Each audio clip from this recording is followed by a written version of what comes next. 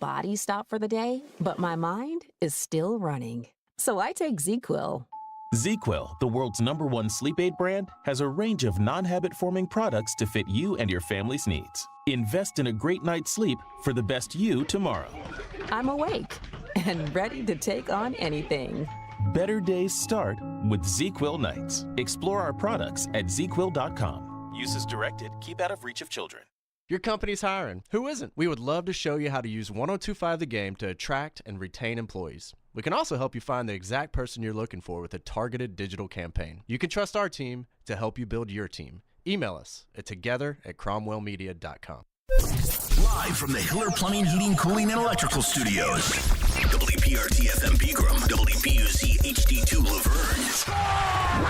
Nashville's exclusive home for the Nashville Predators. 102.5 and 106.3. 79-52 Vanderbilt. And I think he's got a coach Shot by Cheryl. You're going to see more moves. The Game. A Cromwell Media Station. Mixing sports and a little bit of fun. This is fun! On your morning drive, this is Robby and Rexrode. With Robby Stanley and Joe Rexrode. Presented by TJ Anderson Homes of Benchmark Realty. On Nashville's best sports talk, 102.5 and 106.3 The Game. And on the Game Nashville app. Ladies and gentlemen, It's showtime. Welcome into the Monday edition of Robby and Rexrode, 102.5, 106.3 The Game. Robby Stanley alongside Joe Rexrode, Nick Keyser here with you on this Monday morning. Hope everybody's having a fabulous start to their Monday and had a good weekend. Joe Rexrode, good morning. How are you? I'm good. I'm ready to spend 3 hours today talking about Will Levis in the Hall of Fame. Me too. How about you? Yeah, I was after the game ends yesterday. My question on Twitter was: so is Will Levis going to be in the front or in the back of the Super Bowl parade when he comes down Broadway? They saving him for last, or are they going to put him up front? Who knows? That's an interesting point. How does it normally go? I don't know. I mean, I guess they're normally all together, but I feel like maybe he could be separated, just like he's like the last act. Yeah. the No, I parade. get it. Yeah, no, that makes sense. For And finally, Will Levis. Yeah. The man you've all been waiting for. Makes me think of the Red Wings parade with Sergei Fedorov. Yeah. The first time the world was introduced to Anna Kournikova. Yeah. Oh, yes. Yes, it was. 1997. Good times. Good on the times. earth. Nick Keyser, good morning. How are you doing? Good morning. I'm doing well. Can't complain.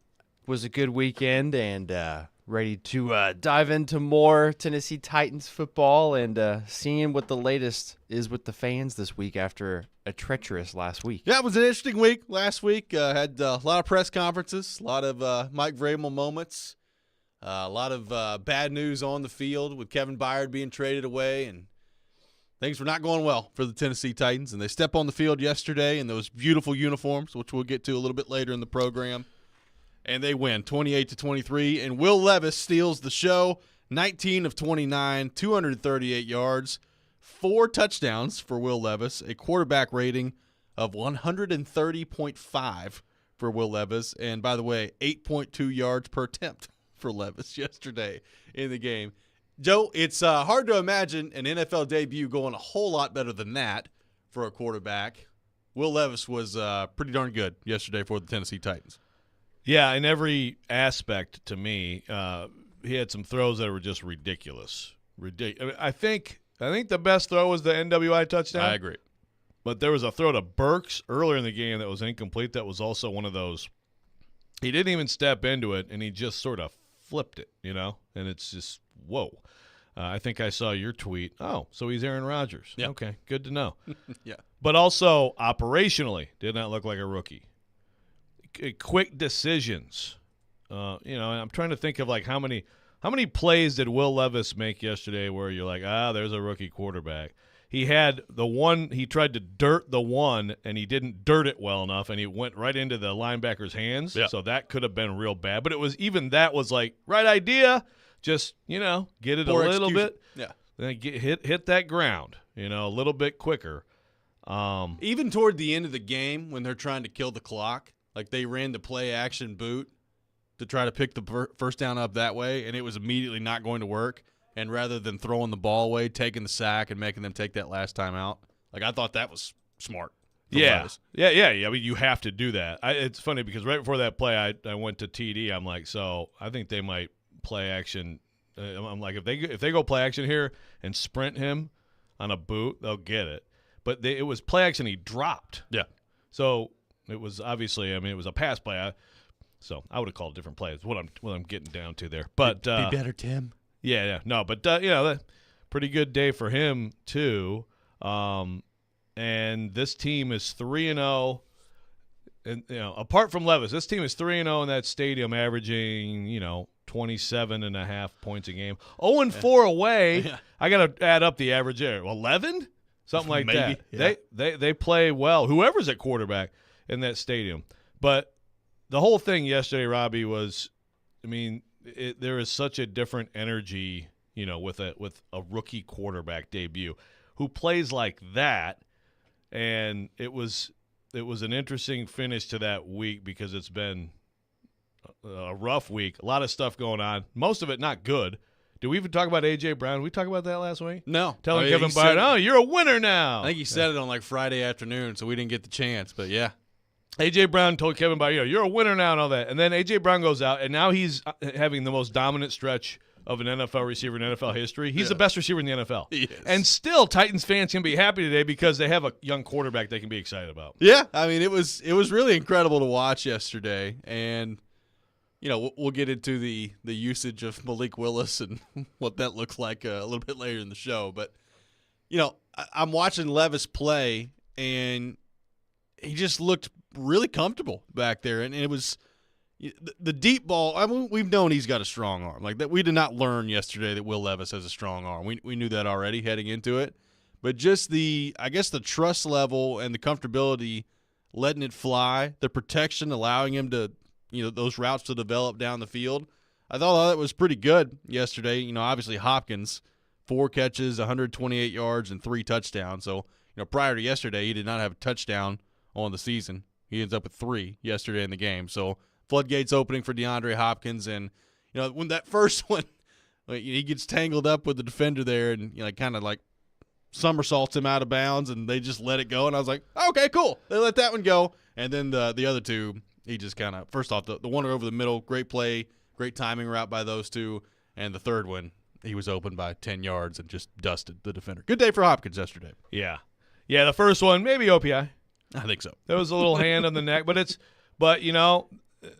there's a lot of hand fighting that goes on. If you take your hand away after quickly enough, a lot of times you'll get away with whatever you were just doing. And that's what he did. He was like this, and then you know how it goes. I mean, usually if anybody's going to get flagged for anything with that, it's usually a defensive guy. Correct. It's not fair, but it's just how it is, Especially when it's DeAndre Hopkins too. Like he's not getting flagged a ton for that. Right. No, those plays are just, give a guy a chance to make a play. But the NWI throw, and it's unbelievable. So Mike Herndon has a tweet with the end zone view of it, which I haven't seen yet, and it's absurd. I mean, it really is. Like twice in the press box, I sat there and I was like, "What the bleep?" Watching like a couple of throws he made. But I mean, on that, again, he's looking at something that is just a ridiculous throw to place it where he did like that. No, it was and off your back foot pretty much, flat-footed, puts it right over the shoulder for NWI. He looked really good. I mean, there's no other way to really describe it. He looked great yesterday for the Titans. It was interesting because I was looking at the Titans passing stats prior to yesterday's game, and one of my takeaways was, wait a minute. Ryan Tannehill has 2 touchdown passes this year. They've thrown for 2 touchdown passes. Derrick Henry had another one. So as a team, they had thrown for 3 touchdown passes on the year. And then yesterday, Levis with 4 in one game. It's amazing how the floodgates just kind of open in one game. So wait, let me do the math. So Levis is twice as good as Tannehill? Apparently so. Is that what the takeaway is? That is according wild. to the touchdown numbers, yes. That is wild. And I think, let's see, so obviously 3 deep shots, but they were 1 for 1 in the red zone too, right? Yeah. I mean, they only got there one time, but they scored. 100%. That's another thing that's been an issue for them. Now, look, he was fantastic, and it really is one thing that my mind goes to is, don't you're not going to find out anything about a quarterback and put him out there when the conditions aren't perfect. Go with Malik. No, I don't remember who had that take, but someone had that take. Someone did. Ooh, what a doozy. But also, it's said a million times. I mean, I've been saying it, and people have been saying it forever. Like, you can try to figure out what's going to happen, and then a game happens, and then some people rise to that occasion and some don't. And I'm not saying Will Levis is going to do this every week, but that was very encouraging. Well, you got to be with everything that's happened this year. The 2-4 start, you trade away Kevin Byard. You're still. I mean, look, Jacksonville won again yesterday, so you're still chasing it in the division right now. But like, if you get to the end of this year, even if you don't make the playoffs, if you're the Titans, but you get to the end of it and you feel great about your young quarterback, like, isn't that a win moving forward? Yes. I mean, that's what the future of this franchise is about. Like, when you took Will Levis, if he can be one of those guys, that just changes everything about your franchise. Now, again, it's one game. So let's everybody – I know today's going to be filled with a lot of excitement, and that's great. You should be excited, all those things. I would like to remind people I watched Marcus Mariota in his first game have a perfect passer rating. So one game is not necessarily an indicator. And you still said he sucked. Yeah. Like, everything, that guy sucks. He's terrible. Yeah. Now, one game is not necessarily an indicator of what things are going to be. But you have to be, if you're a Titans fan today, elated by what you saw yesterday from Will Levis. Yeah, especially amid everything else going on. Yeah, look, I mean, if this is an indication of what he's going to be, you've got a franchise quarterback. I mean, if you've got a guy you can win with who's going to, be able to command a team, play like this on that deal, on that second round deal, by the way. Yeah. Yeah. Now, granted, you don't have the 5th-year option, but in that second round deal, there's a lot of things you can do. This team already was going to have a lot of cap space next year. If you have it and you have the confidence of what he is by the end of this year, however the rest of this year goes, yeah, things starting to look brighter really quickly here. Well, we talked all last week about the trade deadline. By the way, reports over the weekend that Titans don't have much interest in trading Derrick Henry, and apparently had some conversations last week, and Diana Rossini talked about that on, I believe, Friday or Saturday at The Athletic.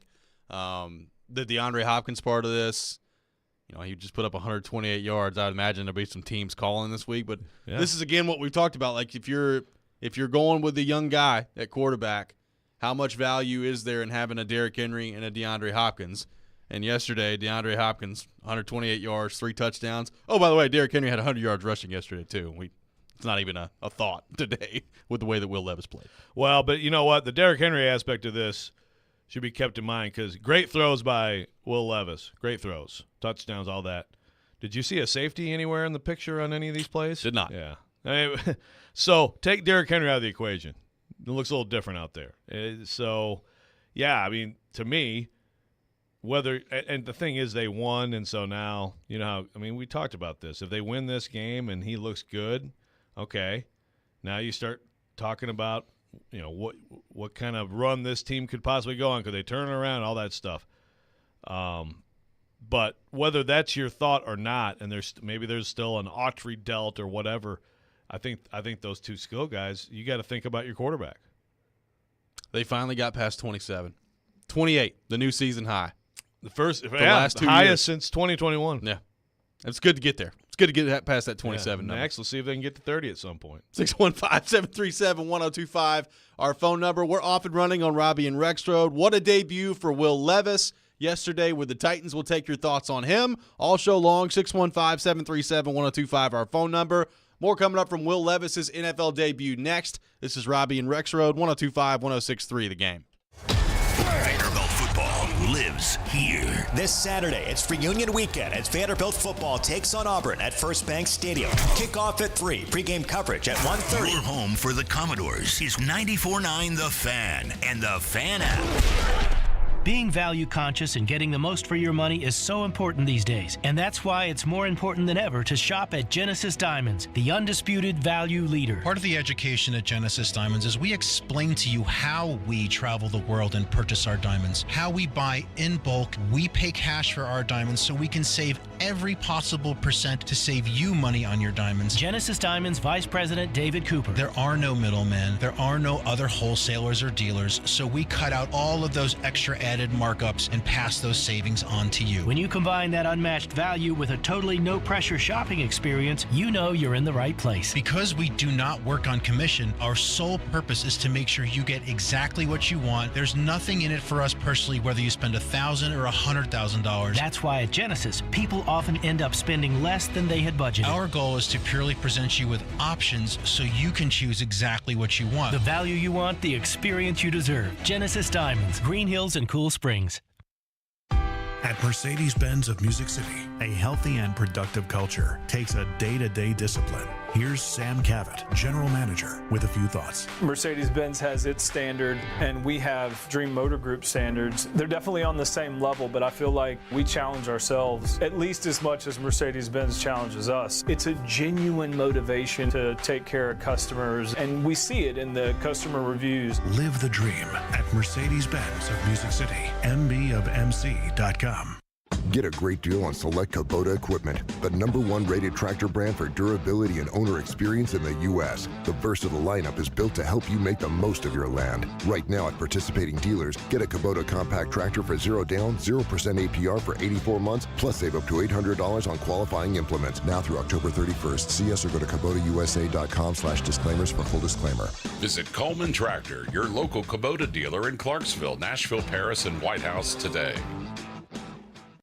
A lot of schools talk about training the cybersecurity workforce of the future, but do they really deliver? My Computer Career has been supplying the IT workforce with thousands of skilled, certified pros for 15 years. Train with the experts in support, networking, or cybersecurity and start your career in months, not years. Upskill even faster. On campus or live online, qualified students may get financial aid, including the GI Bill. My Computer Career. Accredited, acclaimed, effective. Take the free career evaluation at mycomputercareer.edu. Lowe's knows pros want savings now. That's why, as an MVP's Pro Rewards member, you get volume savings on orders of $1,500 or more at the Pro Desk. And there's more. We've lowered our prices on select top products like electrical wire and drywall, so you can get the job necessities for less. Because Lowe's knows savings. Lowe's knows pros. In-store only. Exclusions, restrictions, and more terms apply. Details at lowes.com/terms. Subject to change. We try to stay cool by being on social media. I'm with it. I'm hip. Follow us on Twitter at 1025thegame and on Instagram at 1025thegame Nashville. Hey! Oh yeah, and like us on Facebook too. Good morning. You're locked into Robby and Rexrode, presented by TJ Anderson Homes of Benchmark Realty. I have the radio on. I'm listening to 1025 and 1063 The Game and the Game Nashville app.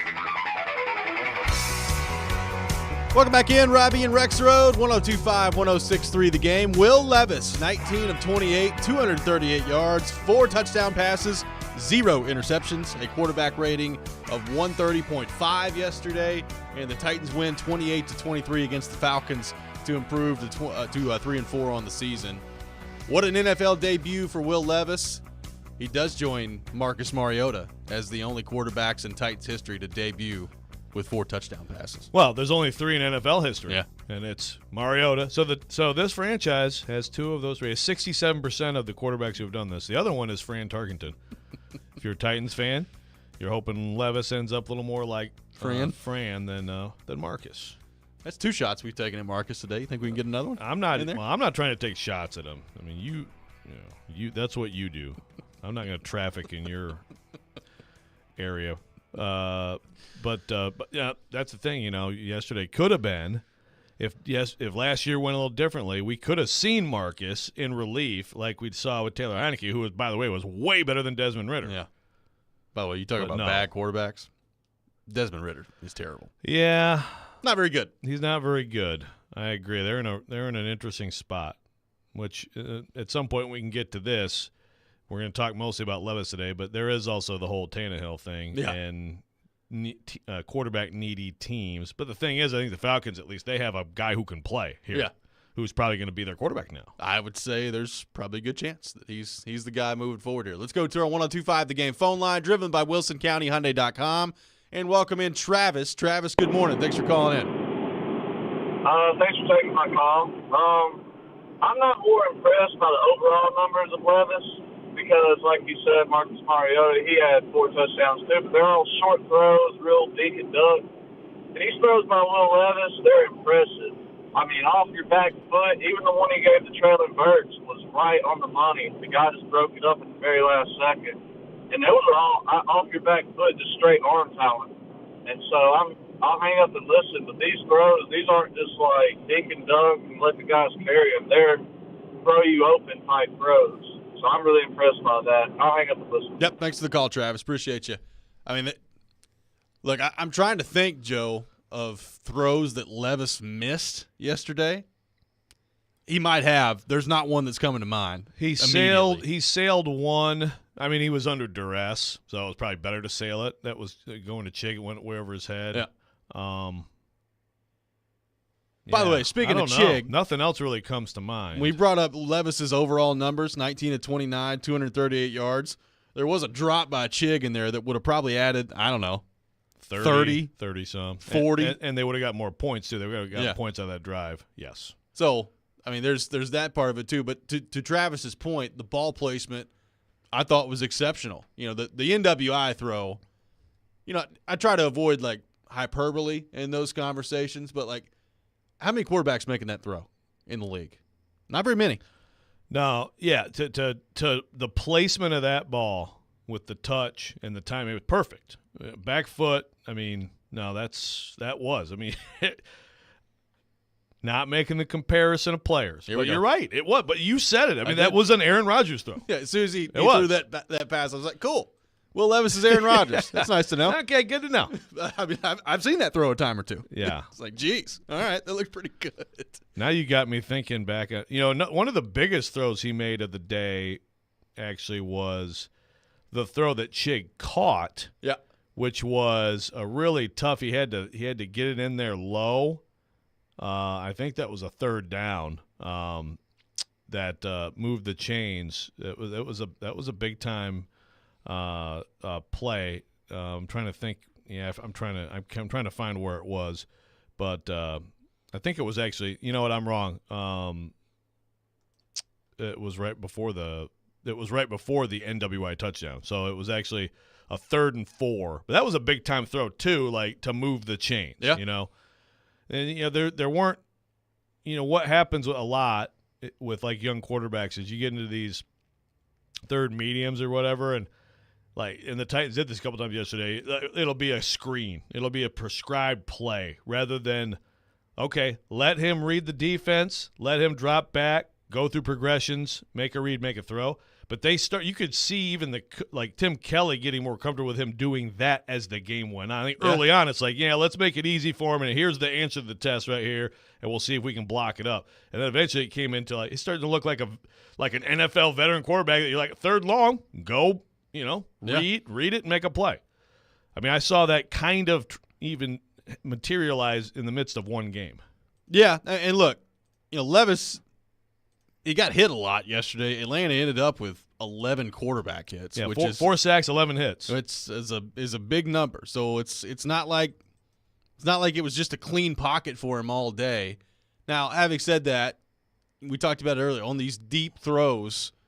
Number one, I thought that the line did a good job of holding up long enough in those situations, and Levis with kind of the little shoulder fake that he gave and holding his eyes long enough to take away the other part of the defense there.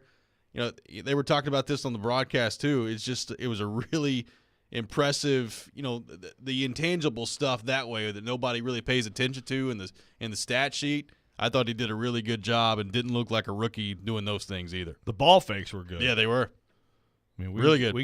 The way he tied his shoes, it made perfect. Ball fake were really good. The celebrations were just spectacular. I thought he had his hair, even taking the helmet off, pretty darn good. Yeah. No, I mean, wolf to it. Yeah, sure, absolutely. No, I mean he does. He all those little things. Guys.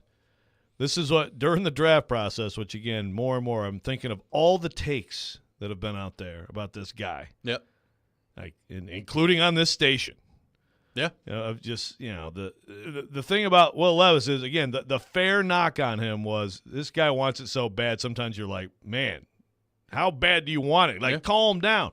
But see, when you're like that and you work like that, and you're a guy who can get like a finance 4.0 in like 3 years. You probably are not going to leave a stone unturned. Probably not. And he looked like a guy who doesn't leave stones unturned. He did. Let's go to our 102.5 The Game phone line and welcome in Dustin. Dustin, good morning. Thanks for calling in. Good morning, guys. How you doing? We're good, buddy. How are you? Man, I'm good. My little Wildcat, man. What do you do Sunday? I told y'all. He's a gunslinger, boys. Y'all still want Hooker? Nah, you don't. You don't want Hooker. Hey, man, can you believe we let that guy go past the first round? Can you believe that? But, hey, they looked at him overnight, and they said, you know what? We gotta go up and get to the first pick of the second round and get this dude. Hey, Vols fans won the battle Saturday night. I was there. It was a good game. Battled it out. I can't believe Milton overthrew that one dude that was wide open. But UK fans won the war on Sunday with Levis. We tried to tell you, dude played with injury. We didn't know it till the end of the season. They had a terrible O-line, but that man is a damn dog. He's a gunslinger, and we got our quarterback. Ain't nobody getting traded. We got a chance to in 5 days to be at 4-4 when we was 2-4, and things are looking good in the world for the Titans.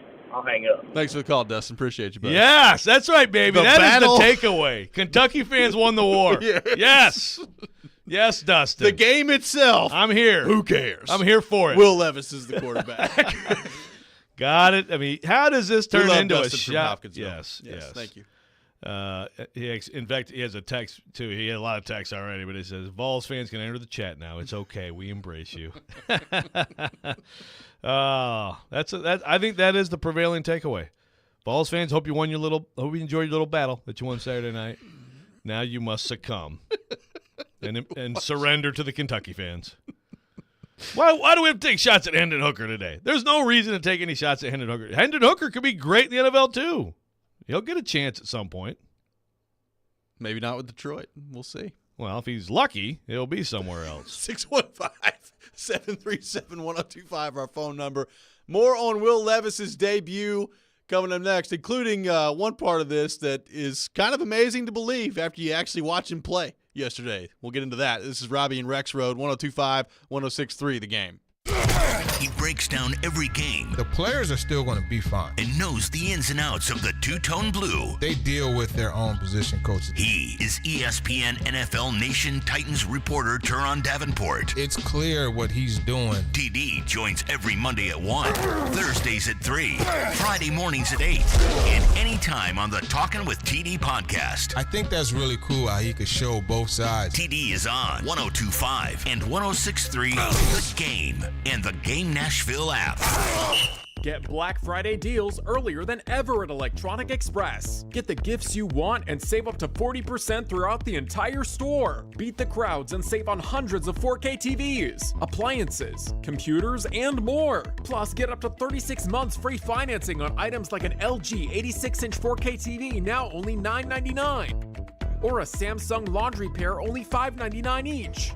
Black Friday deals are here at Electronic Express. We make it happen. Teddy's Tavern, downtown's newest bar with an old Nashville feel, is conveniently located across the street from Bridgestone Arena and just blocks away from the pedestrian bridge. Get a taste of the new brunch menu to fuel your Titans Day pride on game day. Pre-game specials from 9 a.m. till kickoff when the Titans play at home include 2-for-1 draft beers, mimosas, and Bloody Marys. Teddy's Tavern is where you want to be before every Titans home game, so come downtown early and meet me at Teddy's. eBay Motors is here for the ride. So minivans, sedans, JDMs, roll out. Go ahead, feel your engine. Admire that perfectly installed exhaust. Your vehicle's moving along this freeway like it was made from fresh installs and a whole lot of love. And with eBay Motors, you get over 122 million parts to keep it running. And with eBay Guaranteed Fit, they'll be the perfect fit every time. Plus, at these prices, well, we're burning rubber, not cash. Keep your ride or die alive at ebaymotors.com. Eligible items only. Exclusions apply. Keeping it local. The Titans get a big win. Well, Derrick Henry's on the field. It's like, all right, what's going to happen? And fun. Bad time to get Florida. They're going to be mad. Oh, my goodness. Every day, it's Chase McCabe. I was sitting here going, I think I'm going to watch Batman 1989 tonight. And Big Joe Dubin. That's your plan for tonight? Probably, yeah. I need a night. The Chase and Big Joe Show. Brought to you by Regal Realty Group. Weekdays at 9 on 102.5 and 106.3 The Game and the Game Nashville app.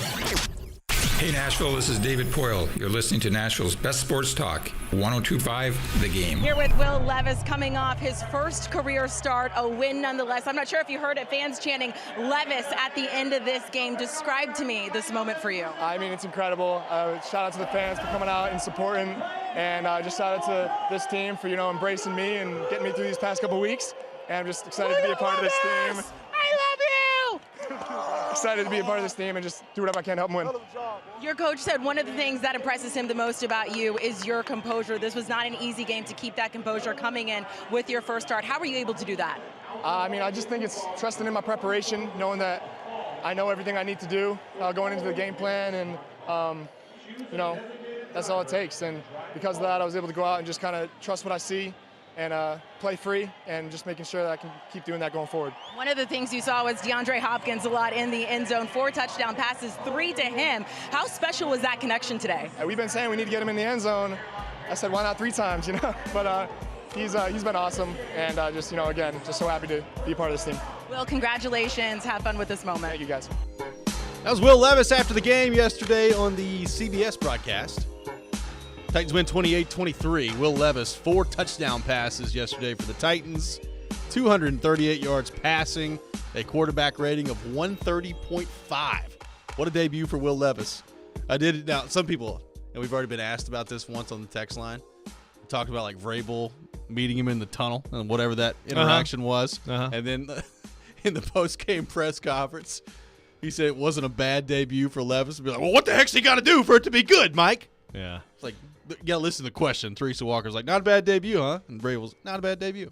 Yeah. It wasn't that big a deal. Well, look. I don't think Mike Vrabel's like staunchly against Will Levis having success. No. What Vrabel is really actually pretty consistent with this.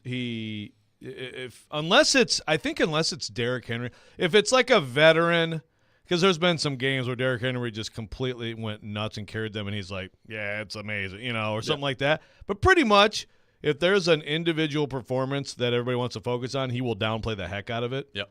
And again, if there's an individual who really has a bad day or makes mistakes, he will also like get upset and defend that player. You got to remember that with Vrabel. Yeah. Say what you want about him. But that's a pretty consistent element. So I was not surprised at all. I figured he'd be like, yeah, he's all right. He's okay. Sure. Yeah, But what happened? So I saw some tweet, Levis coming off the field. Yeah.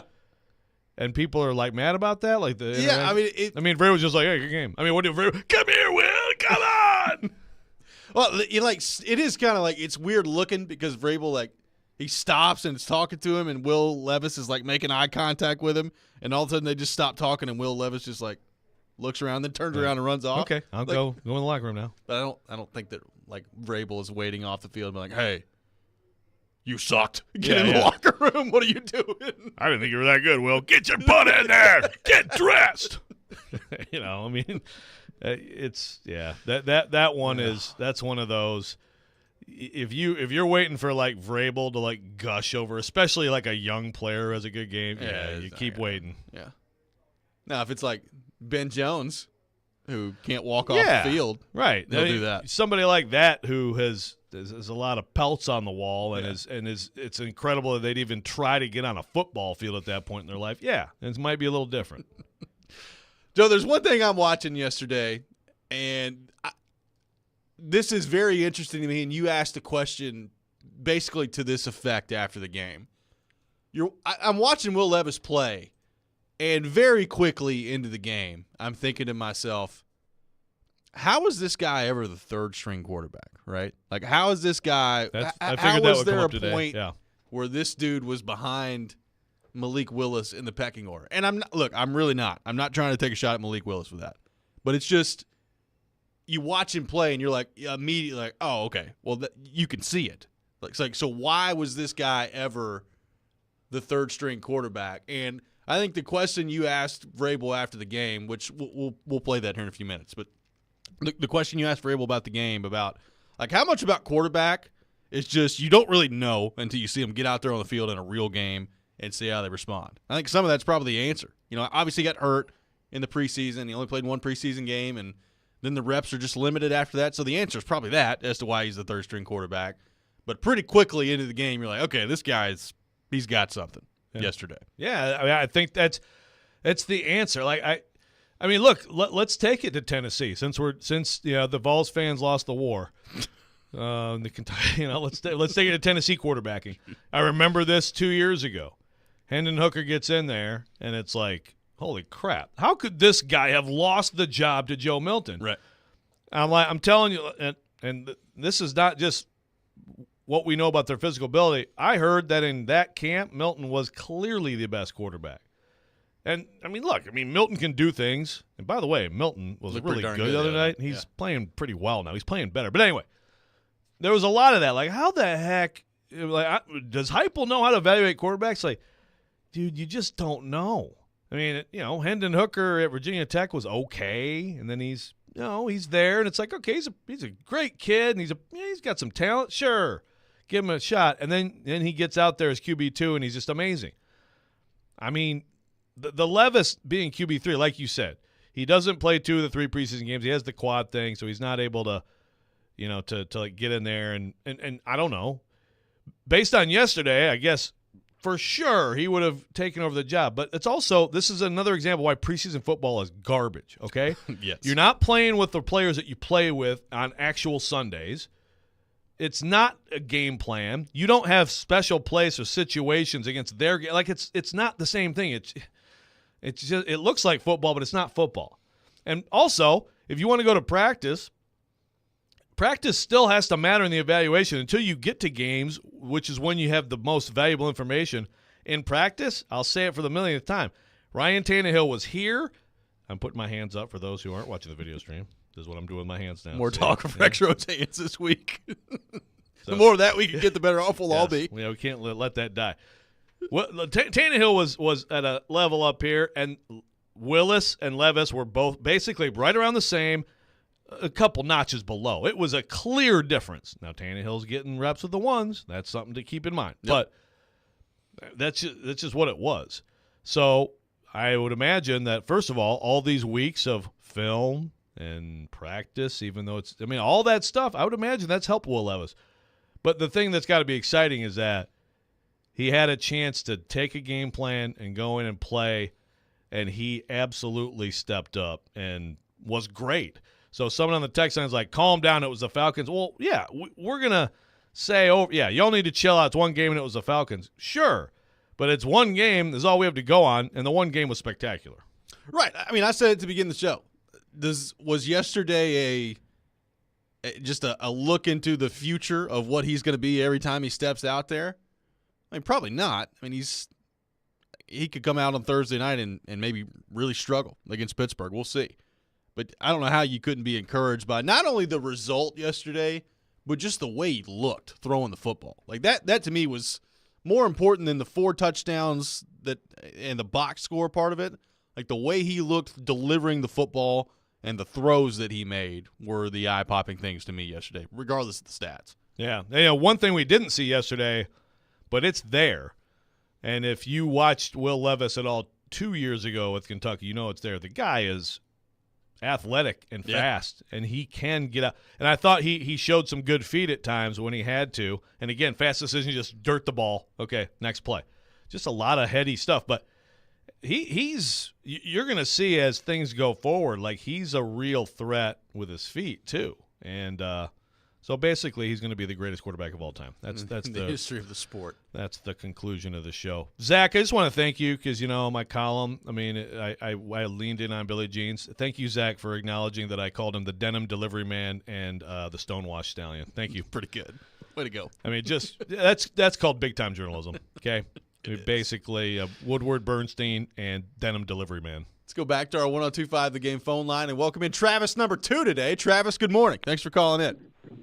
Hey, good morning, guys. How's it going? We're good, man. Kind of going off of what y'all were just saying, I just wanted to see, he's proven he has the skills. Like, that's, he proved that in game 1. But I'm just wondering if y'all think that we have the right guy that's going to mold him into a franchise quarterback. Because I think now that he's proven himself, it's on the organization whether or not he has success or if he fails, because we need the right guy in there that's going to develop him correctly. And I was just wondering if you guys think that we have that in there. Thank you. Thanks. I guess we're talking about Vrabel. Well, I was going to say, it's not going to be Vrabel who's, developing the quarterback, right? That's why you – Oh, as a head coach, I guess that everything falls under your purview. But, yeah, it's going to be Charles London and Tim Kelly. Is that the right combo to develop this guy? We're going to find out. It's what they do. Yeah.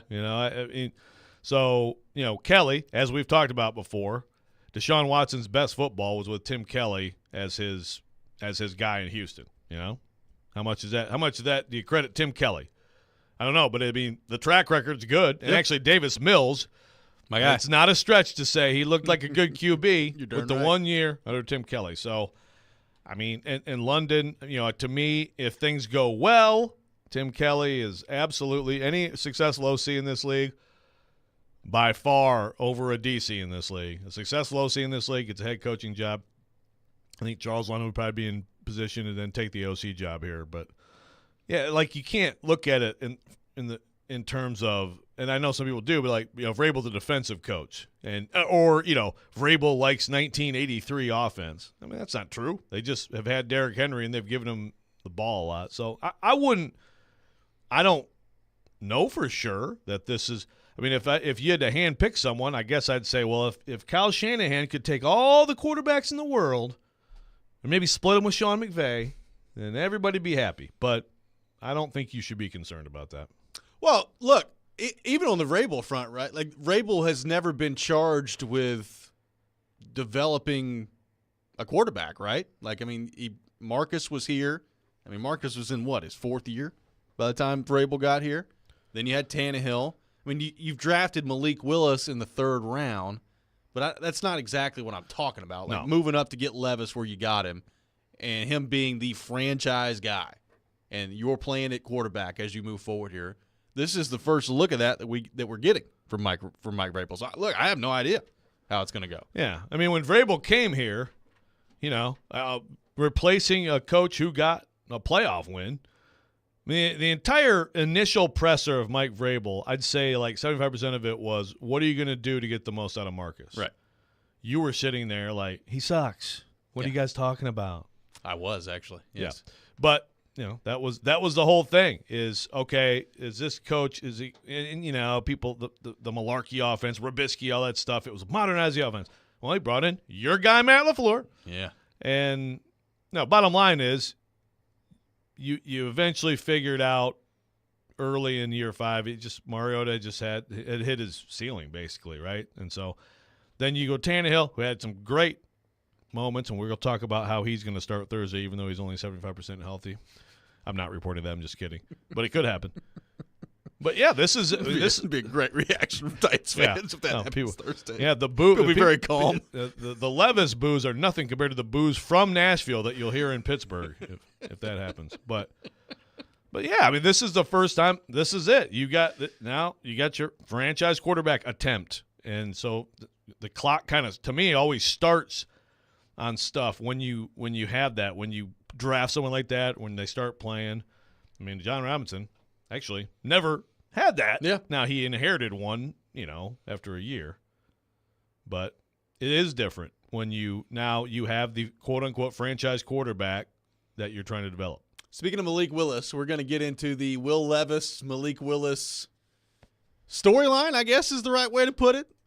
They trotted Malik Willis out there for a snap pretty early in the game yesterday. I was like, oh, They're actually doing this, huh? Did not go well. And then later in the game, crowd did not respond very well either. We'll get into all that coming up next. This is Robby and Rexrode, 102.5, 106.3, The Game. Green right, box 2 run, double catch. He takes you inside the huddle through the eyes of a quarterback. Wide 85, tight. Catch ESPN NFL analyst Tim Hasselbeck every Tuesday at noon as he breaks down the big stories in the NFL. Buffalo, maybe Miami. And with the Tennessee Titans. The Titans might be like, we're interested in a 1-year, $1 million contract. Tim Hasselbeck is on Caroline, Willie, and D-Mace on 102.5 and 106.3 The Game and the Game Nashville app.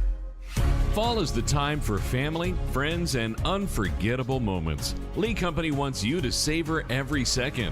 While you enjoy this time with your family, our professional technicians can handle everything else, from gutter cleaning to pressure washing to painting to new gas log installations. We've been serving homeowners in this area for almost 80 years. Visit leecompany.com to learn more. That's leecompany.com. Lee Company, all you need. 20 years ago, when Genesis Diamonds came to Nashville, this was one of the most expensive cities in America for diamond jewelry. Our radical approach and no middleman pricing changed that forever. And now we're doing it again, this time with lab-grown diamonds. We were shocked to find out what the other mall stores and the other big radio advertisers were charging. For example, they sell their platinum 4-carat VS2 lab-grown earrings for $13,480. Ours are 40% less with better diamonds. Their 5-carat lab-grown diamond earrings are $17,950. Ours are half that price with better quality, 50% less at Genesis. Looks like they might be going back to the old ways. If they're charging this much on lab-grown diamonds, kind of makes you wonder what else they're selling at the same outrageous markup. Nashville, we are not going backwards. At Genesis Diamonds, our non-commissioned trusted advisors are here to give you all the information with details you can trust and prices you can count on. Genesis Diamonds, Green Hills and Cool Springs.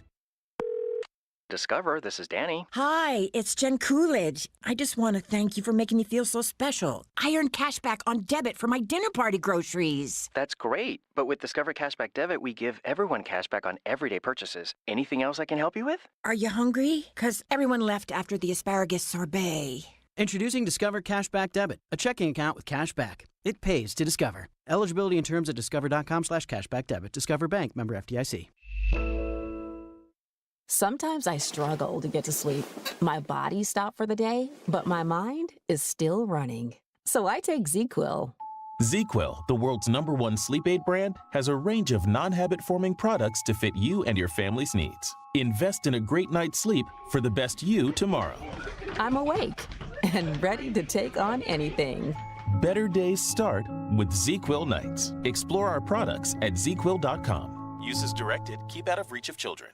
With your choice of select sandwich, nugs, fries, and a drink, Wendy's $5 Biggie Bag is your go-to. Your nugget wingman. Your hot and crispy fry co-pilot. Just like us. We're like the bag boys. What? Bag boys, what you gonna do? What you gonna do when we bring your food? For a deal you can count on, bet on Biggie and choose wisely. Choose Wendy's. Bag boys. U.S. price and participation may vary. Includes choice of JVC or crispy chicken sandwich with 4-piece nugs, junior fry, and small soft drink. Third-party delivery pricing may be higher. When you want all the... Going in and the score. Blast the score. He wrists one, they score. And don't forget the... Oh, what a stop. Sliding across to make the save. The backhander, nice stop. When all you want is... Smashville. We have you covered. Hear every Predators game. Right here. We are your home for Smashville. 102.5 and 106.3 The Game and the Game Nashville app.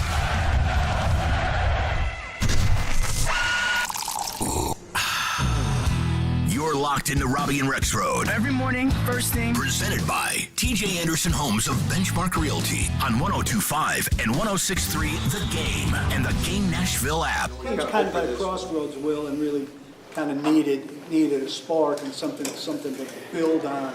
I'm pleased with you to be the guy to come in and offer that, and now something maybe to build on going forward. Yeah, no, I mean, I'm just one of 11. I mean, there's a lot of guys that did their jobs today that won us that game.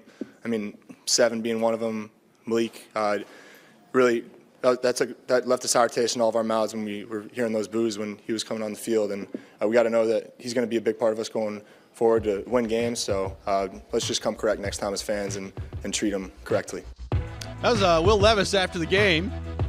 Kind of an interesting direction that one took with Levis there. He was asked about basically him coming in and saving the Titans franchise yesterday. And he's like, all right, let's talk about Malik Willis being booed out there because we didn't like it. They were bothered by it. They were, clearly. Hopkins brought it up too. Kaharski asked Derrick Henry about it. And then Derrick Henry had, some extensive comments on it. Of course, Kaharski's like, but don't you understand, Derrick? They're booing Vrabel. They're not booing Malik. Well, come on, Derrick. That's a direct quote, Your by the way. Kuharski voice gets that was better not with me each doing passing it. week. I just played that audio Yes. on my tape recorder, in case you aren't watching the video stream. Tape recorder, like it's 1980. Yes, thank you. Billy Jeans. John Glennon is 1983. all of a sudden entered the room. No, it was that whole thing was I will say the first booing was totally understandable. It was booing what happened, right? Like Malik Willis comes out, they get a first down, they go Henry, Levis sneak. By the way, Levis has a quarterback sneaker. Yeah. Looks pretty big, good. strong. They did a little bit of the brotherly shove there, and it worked out twice. But then first down after that first down, they bring out Malik Willis. There might have been a stray boo or two. It wasn't much. The snap's bad. It's mostly this. I mean, it was a terrible snap. Yeah. But then he tries to pick it up rather than fall on it. That was a mistake on his part. Anyway, so you got this a lot of booing there. Totally understandable. That wasn't it.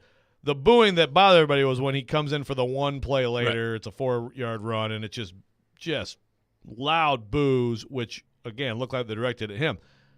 If Mike Vrabel didn't spend last week talking about this 2 QB crap, which didn't materialize anyway, I honestly don't think it would have happened. They would not have. No, I'm totally with you. Like, and I threw this out there on Twitter because I get it if you're a Titans player and you hear that. I get it that it bothers you. Yes. So, like, I'm not trying to, like, throw the players under the bus here because I understand. But I also, like, if you're a fan booing at the game, I don't blame you either. Like, I don't think that the fans are sitting there like, oh, God, it's Malik. Like, they're just booing Malik. I think they're looking around, they're saying, are you guys watching Will Levis play football today? Why are you bringing anybody else in right now? Whether that's Malik or – now, look, Malik, if it was Tannehill, would they be booing? I don't know. But I think it was more the situation, and to your point, Vrabel talked all week about 2 quarterbacks, and then they go out and Levis starts to play great, and in the second half is when this happened, and you're bringing Malik Willis in the game. I felt like it was the fans responding to that and not necessarily just straight up booing at Malik Willis. Yeah. Now, no, it was. Now, of course, it's still the players perceive it. He's hearing it. And it's still directed the idea of him on the field, so it's partially booing him. But, yeah, I think that Vrabel talking about the 2 QB system all last week, and it's like, you're just trolling us, right? And then, some people say, oh, no, it's real. Oh, okay. Now, would that have gone more extensively, like had Levis not played well? My question is, I don't know. If Malik Willis doesn't come in yesterday and immediately they turn the football over, regardless of who you want to blame, whether it's you want to put all the blame on Brewer or Malik Willis not catching the snap or certainly him not falling on the ball, regardless of who you want to blame, Malik Willis came in for one play and it was a total disaster. Like, if that play doesn't happen, how much of a part of the game plan is Willis yesterday? That's what I'd love to know. Yeah, I don't know. But I still don't think it. I think it's like, you got a few little plays here and there, keep the defense off balance kind of idea. I still, who had 70? Someone reported 75-25. I think that was Fowler. Okay, I think there's a lot of reports over the weekend. I'm trying to keep up. There were, yeah, a lot of reports. Derrick Henry's not going to be traded unless he is, and the call is good. Thank you, Adam Schefter. Yeah. Appreciate that. He might be traded or he might not be traded. But, yes, okay, so Fowler, 75-25. I mean, I guess could it have been that? Had it gone well and the stuff you have for him is working and you're keeping him off balance, could it have? Maybe. But, look, I think that there's a lot of people who are going to think that this whole thing with the 2 QB, or at least a lot of it, was that Vrabel was mad about the Rappaport report about Levis starting. I think the biggest thing about that is that there's no like Malik Willis was quarterback 2, and he got passed. And we know why. I mean, Levis was drafted over, and clearly Levis is better, all that stuff. But I think for Vrabel, he does run a meritocracy. He talks about it all the time, about I don't give a crap where you were drafted, all that stuff. So how do you justify someone losing their job? I think a lot of this was just him wanting to keep Malik engaged and still have a role for him, which I think is, I mean, I respect that, but obviously it's also the NFL, and you got to just like players can get traded on a dime or cut on a dime, you got to just go with your best player. And look, as far as the booing part of this, like I've said this before, and generally speaking, regardless of what the sport is, this is pretty much what I believe, especially in pro sports. Like college, it's a little bit different. But in pro sports, like when you pay for a ticket and you're spending your hard-earned money, if you want to boo, whatever. Well, sure. Boo. Like it doesn't bother me. Like it's absolutely, of course, that's true. It's just in this case, it clearly has upset the players. Yeah, clearly. I mean, look, Derek Henry said it yesterday. He's like, I mean, I could see it if we were getting, basically blown out of. And we think about the opener against the Cardinals. Oh, yeah. Everybody, your Tennessee Titans are on the field. You should boo them now. I mean, that was just like raining down. And there was nobody complaining about that after the game. No. I mean, if I remember correctly, people like Lamar were like, yeah, they should have booed us, right? Yeah. I mean, so this is a different situation because it felt targeted at this young player who, he comes in and there's a bad snap and he runs for 4 yards. Right. So it's like, why are you all over this guy? And it's over. They're going to be protective of him. But yes, look, here, let me ask you this. So there was never any talk last week. Let's say either like they said Levis is starting, or they're just like, well, you'll see. If Ryan can't go, you'll see what we do, whatever, right? Yeah. And then Levis starts. Everybody's excited. Had there been no talk of this 2 QB system, which infuriated people in the first place, I honestly think it would have been way less booing. I think so. Like there probably would have been some just because of what we talked about. Like Levis to that point was playing so well. It's like, why are you taking him out of the game? Yeah, sure. But I agree with you. There would have been less. Vrabel had people tuned up and ready to boo because they thought it was stupid to try to do a 2 QB junior high system in an NFL game. Exactly. Let's go back to our 102.5 The Game phone line. Welcome in Adam in Portland. Adam, good morning. Thanks for calling in. God, I feel so much better, guys. I feel so much. I'm so much better. It took one game. It took one pass. Even the incompletion, his first big throw down the field on the right sideline. He's like backing up and throws a dime like 40 yards. I'm like, dude, that's all I needed. I'm re-engaged. Like I was so lost. Like, to be in October and not care about this team was, like, so debilitating. Joe, by the way, dude, like, I don't know if you remember, but you're like, if you want to lose, you'll put him in there. So I guess you want to. I guess not. I guess he is the best chance for us to win. Like, I'm not gonna hold that over your head. I'm just thinking. I thought about you while I see him throw these passes yesterday. I'm like, dude, I know he's smart. Did he not consider that this kid could be good? Like, I'm just playing with you, but I will say, I'm loving this feeling. I love that we have somebody who actually gives the city hope that we could have a good football team this year. And I'll just say, as far as the booing, since you guys just touched on it, all I was thinking when they were booing him was good. Like Vrabel, this is a Vrabel thing. Vrabel's so proud that he's like, yeah, I told him I'm going to use 2 QBs, so damn it, I'm going to use 2 QBs. Well, really, like it's the most efficient our offense has looked in like 4 years. And you're going to pull this guy off the field because you had a bad week with the media? Like, come on, dude. So I think it was more for Vrabel. I do not think that was for Malik. I think it was for Vrabel. Thanks for the call, Adam. Sounds like a borderline spiritual experience for Adam. Yes, he's back in. So, wait, what did I say? I said if you want to lose, play Will Levis. Is that what I said? I'd have to go back and look at the exact verbiage. But we did talk about I need the evidence. If you want the season to – if you want to tank, start playing the rookies. Yeah. We did say that. Yeah. So, yeah, that's true. Yeah. Maybe it's on us to own it today. I guess so. I've talked about the fanking, which is like, Jared's plan, which is play Malik Willis. Well, you don't want to get the rookie out there who you might ruin him. that would be a good. Yeah, that takes aged well. 615-737. So now Adam rips on me. I just transfer it to Jared. Yeah, it's like just a process here That's on the fair. program. Coming up next, we'll continue the conversation on the Titans. Will Levis's big day yesterday with the Falcons. More of your thoughts to get to on our phone and text lines driven by WilsonCountyHyundai.com. This is Robby and Rexrode, 102.5, 106.3 The Game. All the big plays. Henry touchdown, Tennessee. All the big stories. I fully expected DeAndre Hopkins wanting a one-year deal. All in one place. We are Nashville's best sports talk. 102.5 and 106.3. Touchdown, Tennessee. You're going to make a trade like this. Does he want to retire a Tennessee Titan? The door's on the board. Such superstar players. The Game and the Game Nashville app. ElectronicExpress.com. We make it happen. When Smashville wants to rock. I tried so hard and got so far, but in the end, it doesn't even matter. Looking to the sky to save me, looking for a sign of life, 'cause it's too cold for you here. We are Nashville's rock station. 102.9 The Buzz. Vanderbilt Commodore fans, 102.5 and 106.3 The Game, along with 94.9 The Fan, is your new home for broadcast of games and the Commodore Hour on Monday evenings. Catch all the action for football, men's and women's basketball, and baseball all season long. Go Doors!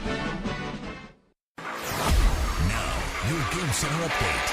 This update is delivered by Black Tie Moving. I'm Nick Keyser. Quarterback Will Levis made his NFL debut yesterday against the Atlanta Falcons. As the Titans won 28-23, he threw for 238 yards and 4 touchdowns. Levis became the first quarterback in franchise history to produce 3+ touchdowns of 33+ yards in a single game. Here's Levis on the win. I just think it's trusting in my preparation, knowing that I know everything I need to do going into the game plan, and, that's all it takes. And because of that, I was able to go out and just kind of trust what I see, play free, and just making sure that I can keep doing that going forward. Over in Minnesota, quarterback Kirk Cousins and the Vikings beat the Packers 24-10, but Cousins exited the game in the fourth quarter with an apparent Achilles injury. Cousins is in the middle of his 12th season in the NFL. Meanwhile, the Nashville Predators saw captain Roman Josi score his first goal of the season in overtime against the Maple Leafs on Saturday. Nashville now hits the road for 12 days, taking on 5 teams. This update has been delivered by Black Tie Moving. Use the promo code GAME to score 10% off of your next move.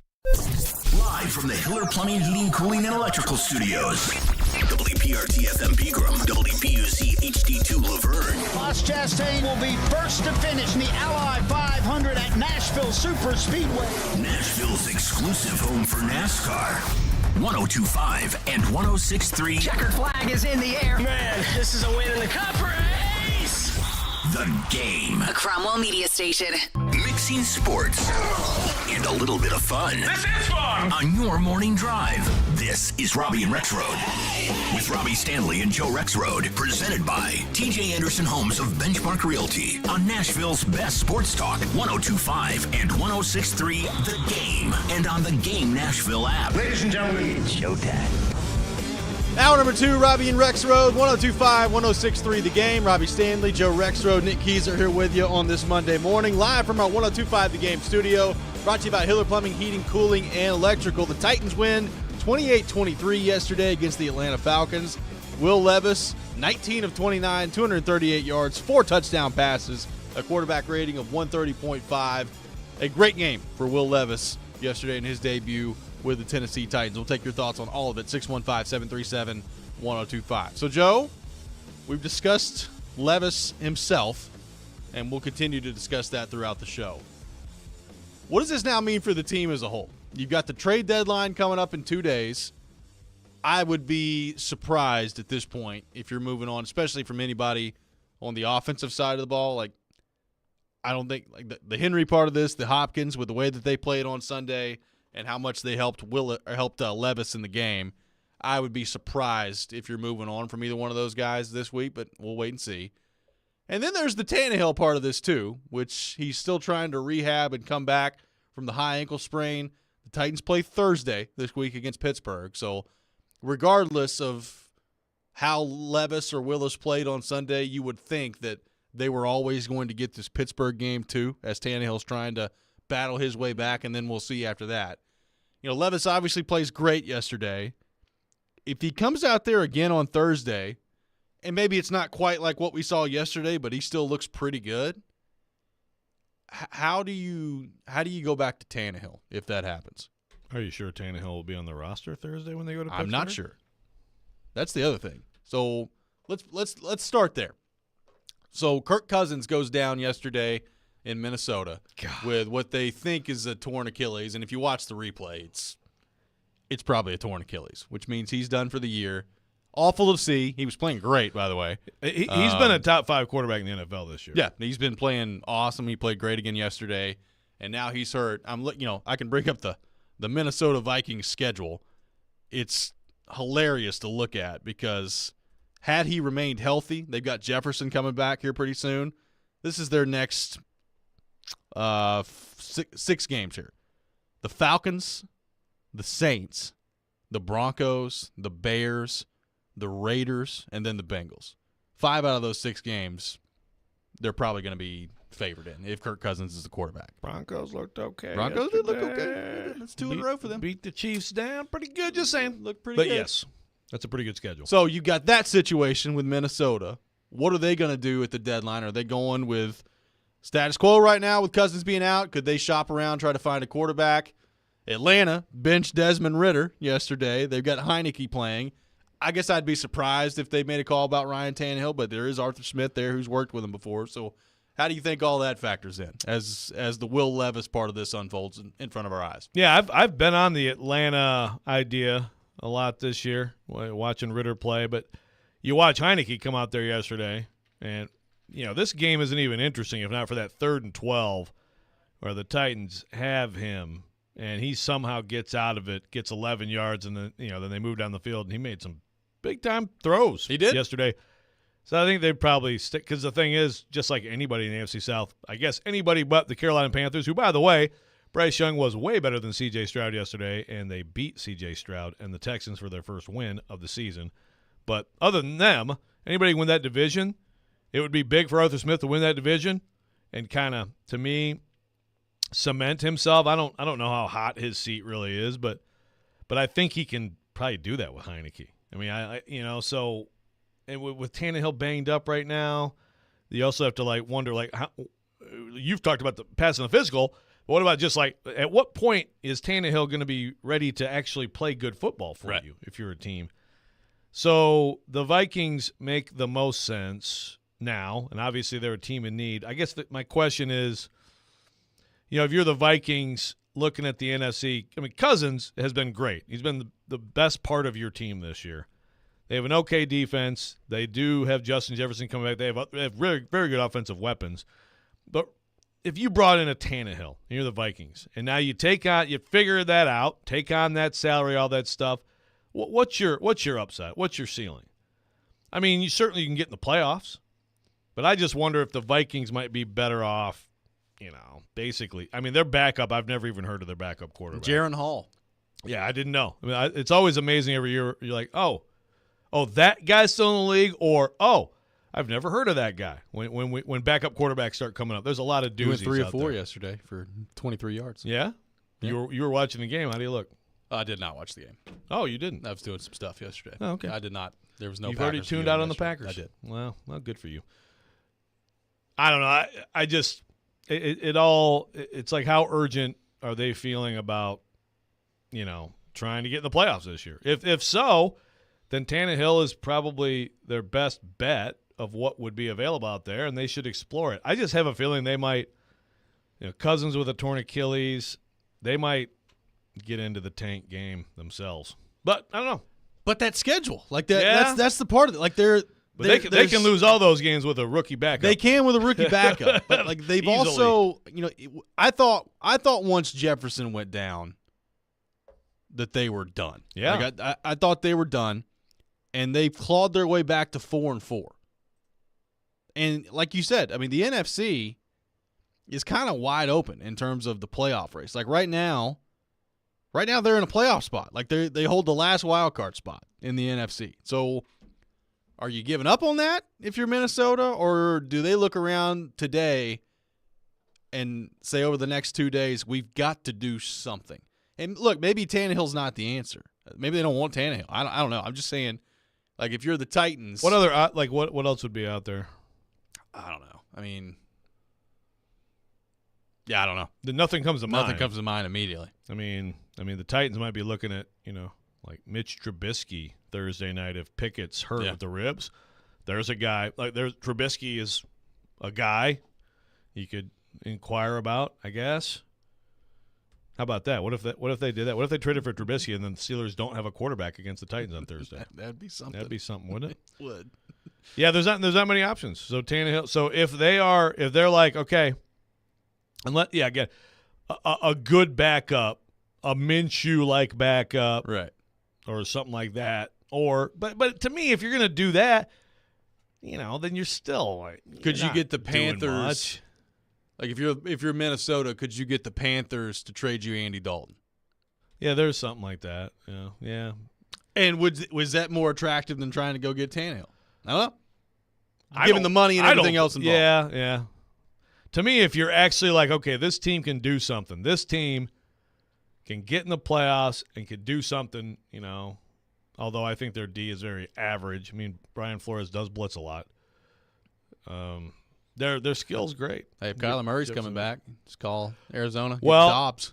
I heard the Unsportsmanlike talking about the Murray angle on this. If the Cardinals are kind of like, yep, time to get the next quarterback in the draft, here's Kyler Murray. Would the Vikings be interested in that?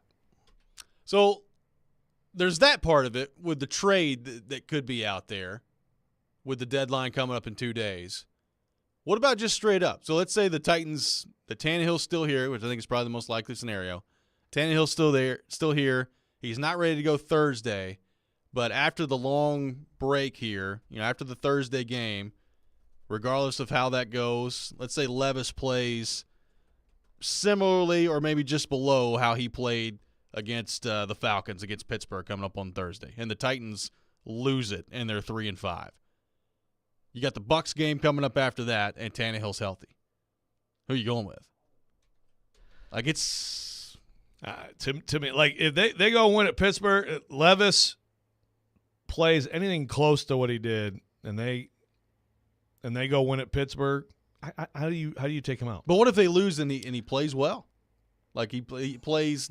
Look, I am comfortable saying. I'll say the same thing. I am comfortable saying Levis on Thursday is probably not going to play as well as he just played against Atlanta. Oh, It would be very difficult to replicate that.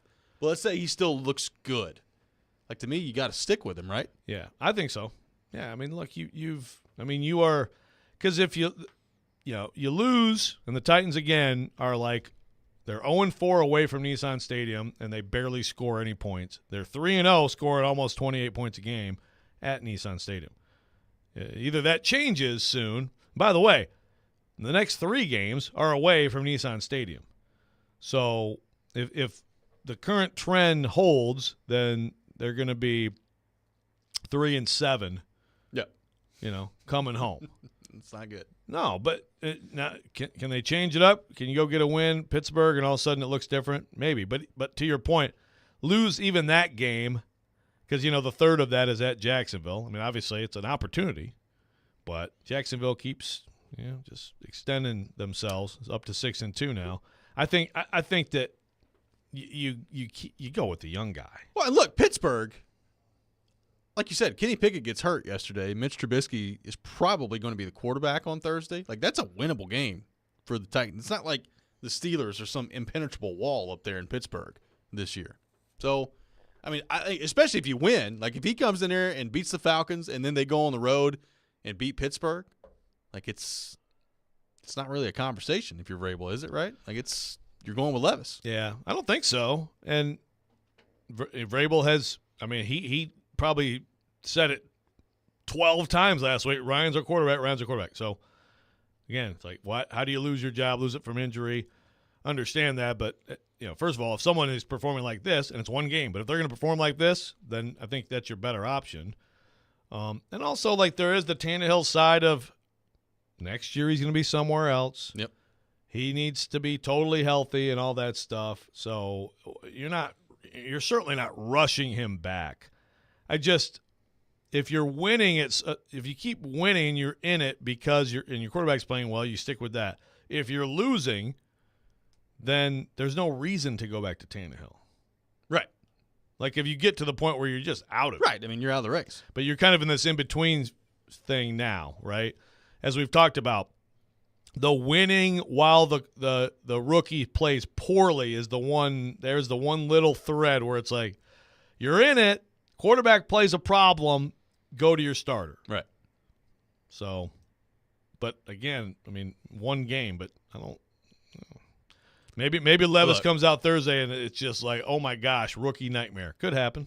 It's been a while since the Titans quarterback played like that yesterday from a numbers standpoint. It's been a while. Yeah. I mean, Tannehill has played very well. He has. At times. This year he's had good and bad games. There's with Tannehill, there's still, there's some stuff just in terms of seeing things and everything where, he's good. He's very good. He's a veteran quarterback, knows what's going on.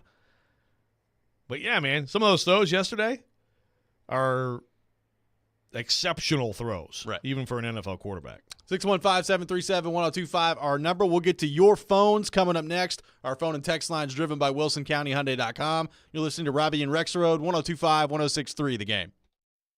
Vanderbilt football lives here. This Saturday, it's reunion weekend as Vanderbilt football takes on Auburn at First Bank Stadium. Kickoff at 3, pregame coverage at 1:30. Your home for the Commodores is 94.9 The Fan and the Fan app.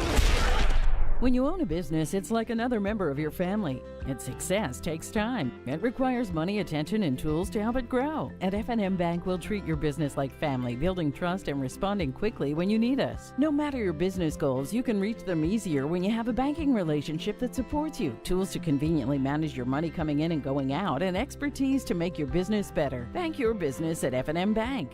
myfmbank.com. Banking made easy on purpose. Member FDIC. If you are experiencing persistent shoulder pain that may be the result of overuse or an injury such as a rotator cuff tear or tendonitis, the world-class orthopedic team at Houston Clinic Orthopedics will give you the appropriate medical attention to prevent any additional damage to the shoulder. Chronic pain or a permanent injury may occur without proper treatment. Houston Clinic Orthopedics is conveniently located where you work and live. Visit their website at tn.houston.com and book your appointment online. When experience matters, trust Houston Clinic Orthopedics.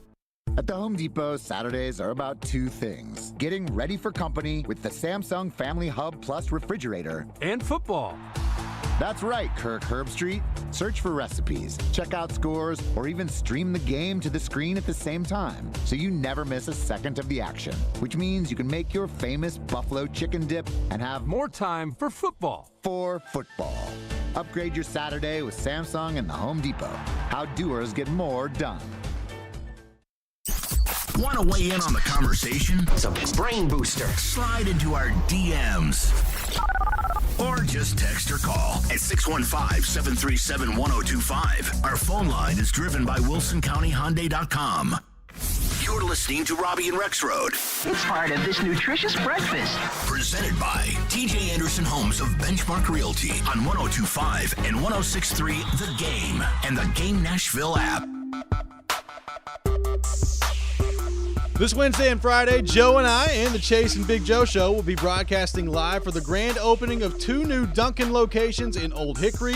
This Wednesday's Dunkin' location will be at 511 Hadley Village Boulevard, and Fridays will be at 14835 Lebanon Road. 102.5 The Game will be on site from 6 to 11 a.m. and have your chance to win tickets to an upcoming Nashville concert. Plus, there will be tons of giveaways available as well. So looking forward to that. Also, make sure you check out our NFL pregame show. Jared Stillman, Chris Sanders, Derek Mason at Twin Peaks in Madison this Thursday from 5 to 7 p.m. for our NFL pregame show. They'll break down the Titans Week 9 matchup against the Steelers and give you the latest updates before the game. Our NFL pregame show presented by Parman Tractor and Equipment and the Beast Unleashed. Welcome back in, Robby and Rexrode. We'll take in your calls, 615-737-1025. Let's go to our 102.5 The Game phone line, driven by WilsonCountyHyundai.com.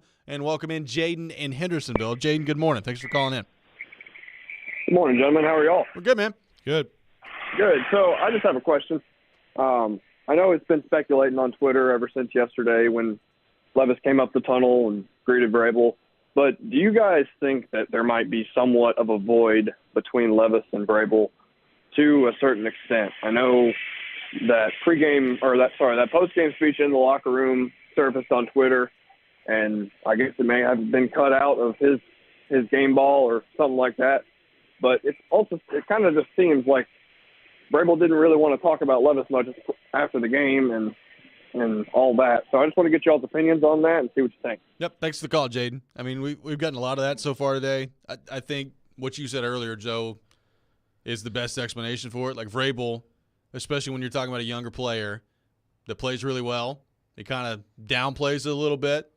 And we've seen in the past when somebody struggles, tries to uplift them a little bit in the post-game press conference. But, I'm trying to think of the times where Vrabel has been, effusive with his praise with a player after a game. And not many come to mind. He's done it with Derrick Henry a couple times. Yep. A couple times with Derrick Henry has just been ridiculous. Yeah. He has been willing to elaborate and say, yeah, it's amazing. I think he's done it with AJ a couple times, and it's we just threw him the ball all the time. But the point is, Vrabel typically after the game is not just lavishing praise on individual players very often. Yeah, look, he knew. First of all, he got booed, and he understands. The players were mad, Malik Willis, and the second one was it came off kind of nasty, but he knows they were booing him. They were booing his 2 QB thing. He knew that all anyone would want to talk about after that game on our side of things was Will Levis. Yep. Right? And so I have zero surprise whatsoever that he handled it the way he did. Downplayed it in the presser. And I haven't even seen – have you seen the post game? Who got the game ball? I haven't seen the post game speech. I've seen the interaction in the tunnel that people are talking about with him and Levis. I didn't really think it was that big a deal, but no, he was just and whatever he said to him. I mean, it's absolute classic, total expected behavior for him to downplay this. And look, the thing about yesterday is the story was Will Levis, of course, 100%. But if you're Vrabel too, hey, how about that? This pass rush we thought we'd have this year, if you're Mike Vrabel, all of a sudden showed up. Simmons dominated the game. I mean, Landry Jeff Simmons Landry looked like a guy. They both get 2 sacks. So, there's some other things that happened yesterday. And look, the offensive line too. Petit Frere has to move back over to right. You have to bring Andre Dillard out there. They did enough in the run game. They were solidly productive in the run game all day.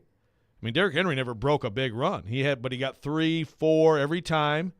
So there was a lot of good football otherwise from a team that, remember what we were talking about last week? Oh, you trade Kevin Byard and now you're going to get these guys to put it on the line and win a football game, right? So there is a lot more to this if you're Vrabel than Will Levis.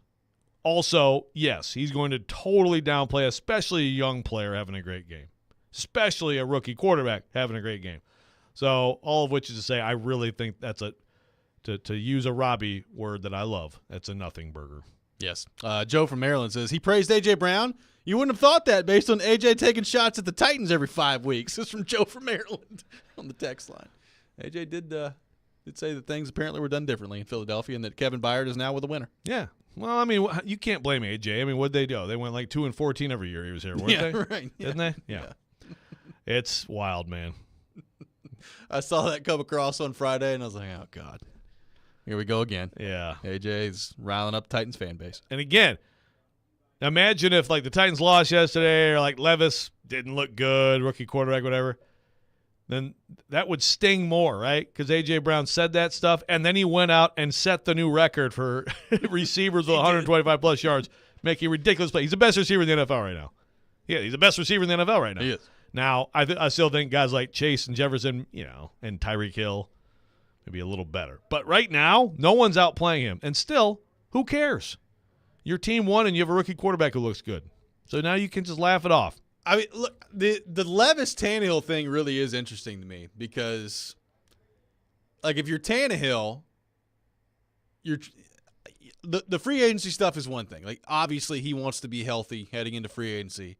I mean, doesn't he also want to come in and play better than he's played to this point, try to make some money and be a starter heading into next year? So there's that part of it too. The Titans at the moment, especially if they win this game Thursday, if you can get back to 4-4, then you're in it again, right? I mean, the wild card race, the division race, which, I mean, Jacksonville continues to win. So there's that part. But you're in the thick of it again if you can find a way to get to 4-4 here. And if you're Tannehill, you're saying, great, my ankle's healthy. I'm ready to go. This is my job before the injury. Let's go back in there. Let's try to get back to competing for a playoff spot. And if you're Vrabel, you're looking at the tape, you're looking at the way that Levis played in the Atlanta game, and I assume if they win Thursday, that will require Levis to play pretty well in that game against Pittsburgh on the road. And I just don't know how you go back to Tannehill at that point if Levis plays really well 2 games in a row and you have 2 wins. Yeah, I don't I don't disagree. I think that's simple. I think that's clear. I'm keeping an open mind. Yeah, that's the thing. I mean, I agree with you. Here's a question that's interesting. Ty says, if Tannehill's in there for every single play yesterday, is there a different result? It's a fair question. I mean, look, I think we probably think more of Tannehill than some people around here. But I will say this. There were a few throws that Will Levis made yesterday that, again, are ridiculous throw. Tannehill's not making the NWI throw. He's just not. He's not making that throw. You know, the third touchdown pass to Hopkins, I mean, you could have arm punted the ball to him. He was open by 5 yards. So, yeah, I'm pretty confident Tannehill can make that throw. Now, the one thing I will say that I was thinking about in the game yesterday, and I don't know if this is a credit to Levis, a knock against Tannehill, whatever it is, but the willingness to throw the deep ball to Hopkins. Like, Hopkins wasn't open on the first one. He just let it fly. Yeah, put it up there and let him make a play. To go make a play. Yeah. Would Tannehill do that? Like, because I've said it. Like, I think they need to trust Hopkins a little bit more to go get the football. And I thought Levis did that on the first touchdown throw where he said, you know what? He's not really open, but I'm just letting it fly. And maybe it was offensive pass interference. Maybe not. Who knows? But Hopkins made the play. You got the touchdown. Would Levis would Tannehill have let that ball go? I don't know. Maybe he would have. Maybe he wouldn't. I don't know. Yeah. It's a fair question. Look, yesterday, the way he played, there aren't many quarterbacks who are in there every play and outperform that. But if you want to do the Tannehill Levis thing, and of course Junie, by the way, yesterday was all gloating, like, I told you, it's like, okay, but remember, it's late October, and also if you had 5-6 games, and this is for Adam too. Are we sure right now, based on yesterday, that Levis is outperforming Tannehill over that stretch? I'm not. Right. It's one game. That's the other thing to keep in mind here. But I understand right now the information we have. I mean, if you got someone you can dunk on them. Gary from Dover says, you think the whole team was more excited about Levis? Also looked like a different team. Here's the thing. All those guys are out there, and they see Levis work and all that stuff, and I think Levis is genuinely liked in the locker room because all the stupid stuff about Levis's personality was stupid. Okay? But you're excited because he performs. You don't know. Then all of a sudden you see this dude making plays, and you see him doing cartwheels and doing Billy White Shoes Johnson celebrations, and you're just like, this is awesome. But you don't know until you go out there on a game day and see it unfold. Well, and by the way, was there a different energy yesterday? I don't know, maybe. But they also, to your point, they've looked pretty darn good at home all year, right? Like, they looked good in the Chargers game. They kicked the crap out of Cincinnati at home when Tannehill was the quarterback. Now, I get it. Burrow was playing on one leg, and by the way, he looks pretty darn good right now. They seem okay. They seem like they're figuring some things out. I guess you can unbury them. Yeah, and then there's yesterday where they looked really good again, especially on the offensive side of the ball. So for whatever reason, both with 2 starts with Tannehill and now with 1 with Levis, which albeit the Levis looked exceptional yesterday, and Tannehill, he's looked really good. Tannehill has not looked like that so far this year, but they've looked as a team pretty good at home in 3 games here. So for whatever reason, whether it's coincidence or whatever, the home games, they've looked really darn good so far. Road games, they've looked like trash for the most part. Yeah, what do they have? How many touchdowns on the road do they have? 1? 2? A couple, maybe. A couple? Yeah. They need to go Thursday and try to score some points. couple things pointed out. First of all, agree. Tannehill's reaction. I know there was one. I think the TD to NWI. One of them. Yeah. He was like, "Let's go!" And you know what? Same way Marcus was 4 years ago. Say what you want about Marcus. I know you will. He was a good teammate. He was a good teammate when he lost the job to Tannehill. I've said many times he's a nice guy. Okay. Zach says they didn't show who got the game ball in the locker room video, so if it was Levis, Titans social media did themselves and fans a disservice by not showing that just because it clicks. Ooh, so what if it was Levis and Vrabel was like, "Don't you dare put that out there on the internet." We don't want to hear a word from you, Will. Accept your game ball and be quiet. Vrabel, splices it together, and it has a game ball to him and Malik Willis. Yes. Both. Cut it in half. 2 quarterbacks. Here you go. We'll have more on Will Levis's big day against the Falcons coming up next. 615-737-1025 is our phone number. You're listening to Robby and Rexrode, 1025-1063, The Game. Twin Peaks is the best in the game. Here, you're in the red zone for every college rivalry and divisional matchup all season long. On game day, you never have to decide which teams to watch, only what combination of bites, burgers, wings, and more to order. Plus, where else are your favorite draft beers always poured at a frozen 29 degrees? Only at Twin Peaks, the #1 sports bar. Stick around after the sun sets. Twin Peaks is open really late. Wind down with bourbon and late-night bites. Only at Twin Peaks. Blue Raider fans, your home for all the MTSU football and men's basketball action is on 93.3 Classic Hits and 95.1 Classic Hits in the borough. Catch the action all season long with Chip Walters on the call. Go Blue Raiders! Get big savings and big rewards during Pro-Vember at Lowe's. Right now, MVP's members earn 3 times the bonus points on DeWalt products and save $200 on a DeWalt sliding compound miter saw. Plus, earn 3 times the bonus points on Little Giant products and save $70 on a Little Giant multi-position 14-foot ladder. Lowe's knows savings. Lowe's knows pros. While supplies last, selection varies by location. Bonus points calculated before taxes and fees after applicable discounts, if any. Valid through 11/22. Sometimes it's good to be loud. This is the NFL. Especially when you're Jared Stillman. That's where we are. He's not afraid to say what's on his mind each and every day. That was embarrassing. I don't care if you're a rookie. That was embarrassing. Stillman and Company. Weekdays at 2 on 102.5 and 106.3 The Game and the Game Nashville app. Hey Nashville, this is Rick Stockstill, and you're listening to Nashville's best sports talk, 102.5 The Game. For Will making his debut to play the way he did, even with the small rotation with Malik, how do you like how he performed? And 4 touchdowns, not a bad debut. No, not a bad debut. Got some great efforts from receivers. I thought Hop really got us off and going, and we had talked about that being a key of making sure that, we're able to beat press coverage and winning on the outside, and, they let them play. And, we have to understand that, and I think that kind of got us going, hit some other shots down the field, and, so not only did Will get some good help, I thought that the opportunities to move the ball downfield were there, and we hit them. That is pretty funny to listen to. So, Mike, not a bad debut for Will. Not bad. I thought the receivers were great. I thought the receivers really did a good job of helping him. Yeah. Snapping, holding. Yes. Punt coverage, kick coverage. Will was probably our 33rd best player. He was in our top 33. Just ahead of Malik Willis. Yeah. So, listen, it's funny. It is very funny. But, no, there's not some rift between Vrabel and Levis, okay? This is total. Are you going to ask him today? Or maybe that needs to be asked. With your hands in the air.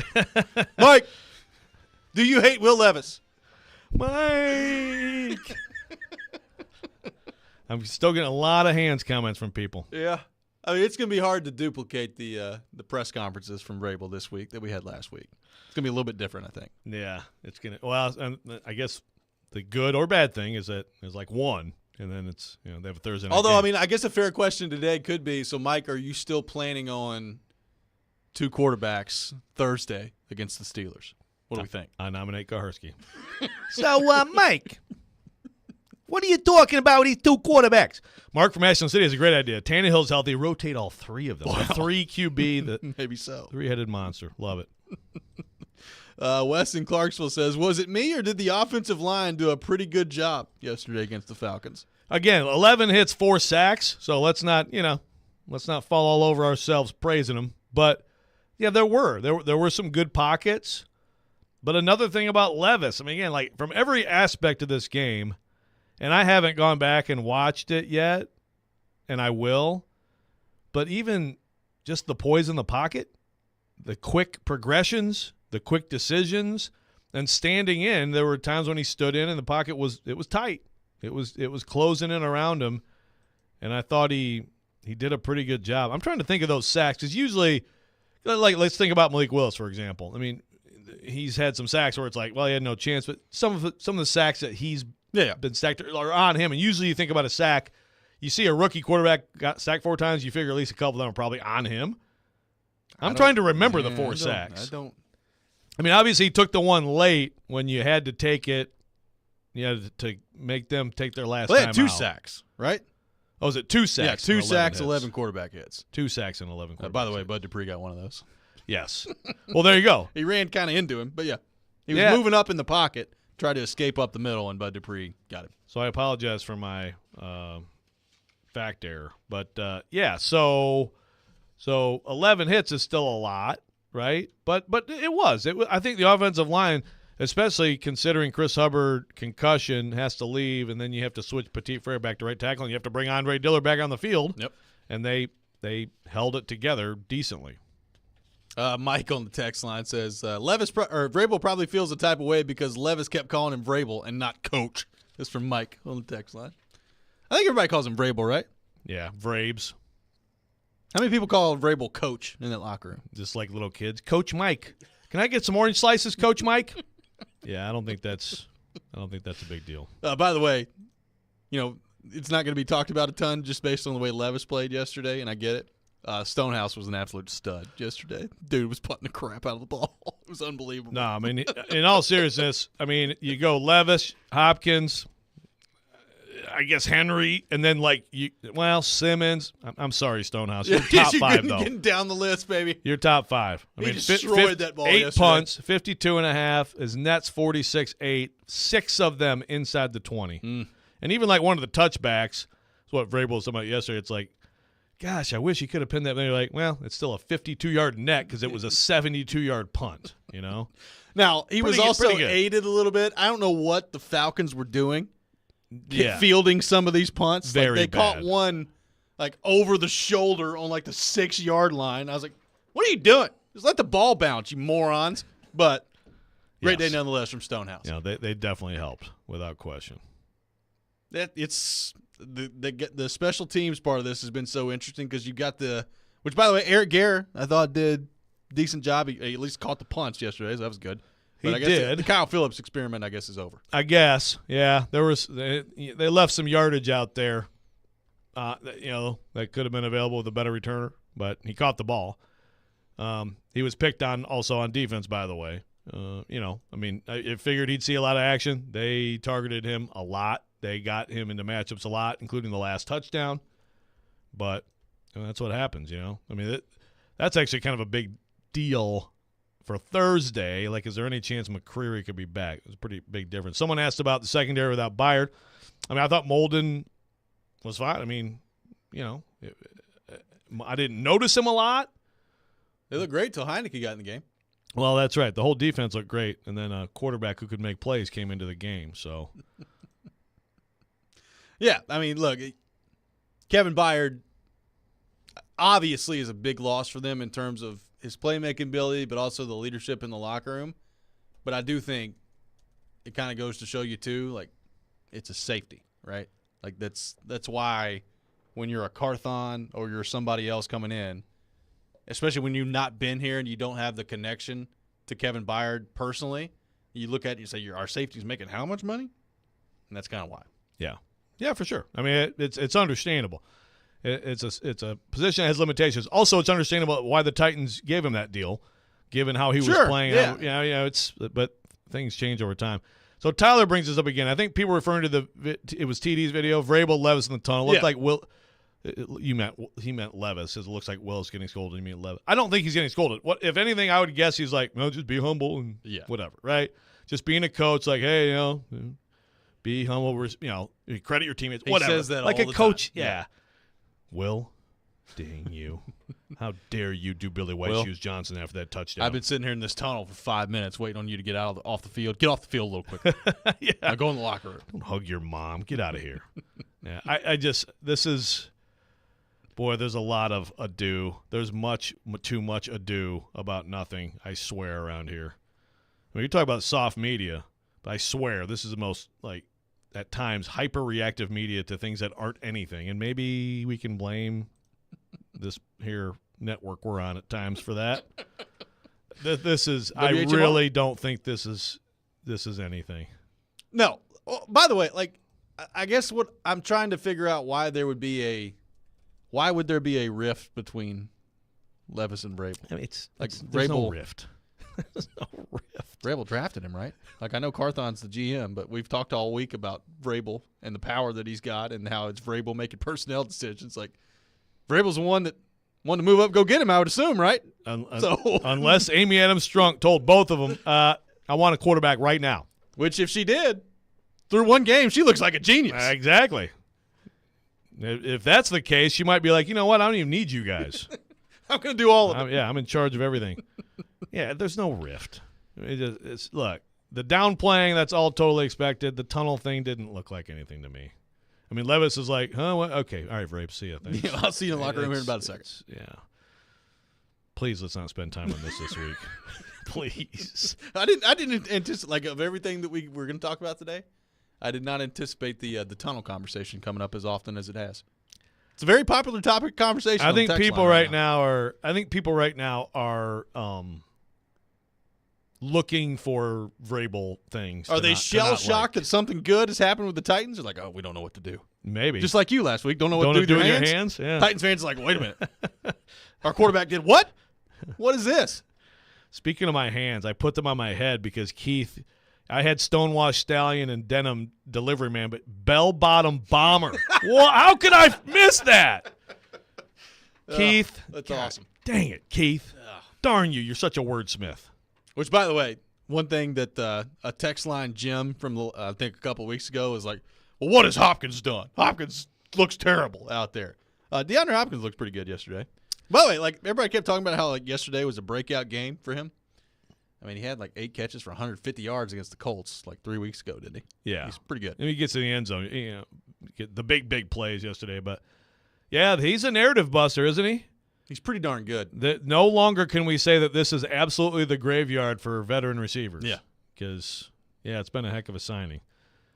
So where would this offense be without him? Off he goes for a 4th-round pick today. Yeah. Thanks, DeAndre. Where would this offense be without him right now? I mean, I mean, that's the thing. Like, we've not even really talked about Burks today. Burks gets back in the lineup. He was targeted officially twice. It was actually 3 times. One of them was on the play where he caught the ball, picked up the first down. There's the pass interference penalty on that play, which the Titans were not happy about, by the way. And then the other 2, the one ball early in the game that I thought was a pretty good ball, good play by the defender to break it up. And the other one, Burks is out of bounds on the catch there. But 0 catches, 0 yards for Treylon Burks yesterday in his return. I will say, at least he's out there, and 2, I mean, he did look fast. I mean, he looked like he could run. He was wide open on the play where he catches the ball out of bounds. He was open on that play. So that's the thing now moving forward. Whoever's at quarterback, and it should be Levis, but whoever's at quarterback now, can you get that going in tandem with Hopkins? Can you get Chig to catch the ball in tandem with all that? You might have something. That's the thing. We said 30 earlier. Like, there was on the TV broadcast, and you were obviously at the game. On the TV broadcast, there was nobody within the screen when Okonkwo dropped that pass. There's no telling how many yards he'd have picked up. Well, it would have been like one guy to beat, but even if, like, you know, the guy gets an angle on him or whatever, it's 30 yards, 30-some yards. And points that were given up with that drop. 615-737-1025, our phone number. Coming up next, it's time for the Rob Rant here on Robby and Rexrode. You can check it out every morning at 7:45 here on the program. We will do that next. This is Robby and Rexrode, 102.5, 106.3 The Game. He knows the ins and outs of the Titans and isn't afraid to give his opinion. Traylon Burks needs a massive offseason. He's Jonathan Hutton of Outkick. I don't see how they make a move without going to Ryan Tannehill. Catch him every Monday at 10:30 on Chase McCabe and every Wednesday at noon on Caroline, Willie, and D-Mace. Hutton is on 102.5 and 106.3 The Game and the Game Nashville app. Hey guys, it's Mike from Newton Nissan South in Shelbyville. You know what time of year it almost is? Spooky season. But we're not about scaring your kids. We want them to have an amazing Halloween experience. That's why we host one of the largest trunk or treats in Middle Tennessee each and every year. And this year, we're back to hosting in person, not as a drive-thru anymore. Get ready with your best costumes and walking shoes because on October 29th, from 3 to 5 p.m., we'll have 2 hours of trunk-or-treating, contests, pizza, and of course, a whole lot of candy. We can't wait to have fun Sunday afternoon with you, rain or shine. Mark your calendars for October 29th from 3 to 5 p.m. at Newton Nissan South, 2801 Highway 231 in Shelbyville, just 15 minutes from Murfreesboro. That's October 29th from 3 to 5 p.m. Follow us on Facebook to stay up to date. And don't forget the website, newtonnissansouth.com. Jewelry business, it's in my blood. I've been doing it all my life, and it's my passion. Meet Daniel Sabalas, a third-generation jeweler at Genesis Diamonds. This line of work, it's all about honesty and trust. It's about building relationships. And that's what drew Daniel to Genesis, where it's all about education, transparency, and respect for each customer. It's based on a family business mentality, and that's how we are. We're here to educate, to guide you, and we make it very easy. So we really go out of our way to educate customers in the right way. There's no stress level, there's no tension. The customer can feel that. All this while providing the guaranteed best value price. I've never seen a company that has the best price like this that I've seen anywhere. We are a powerhouse of diamonds. Genesis Diamonds. No commission salespeople, no pricing games, no risk, no pressure, no cutting corners. Genesis Diamonds is going to give you the best price, best quality, guaranteed, no matter what. Genesis Diamonds, Green Hills and Cool Springs. Isn't that aroma just heavenly? What's with the whispering? Inside this grill is the secret to winning game days.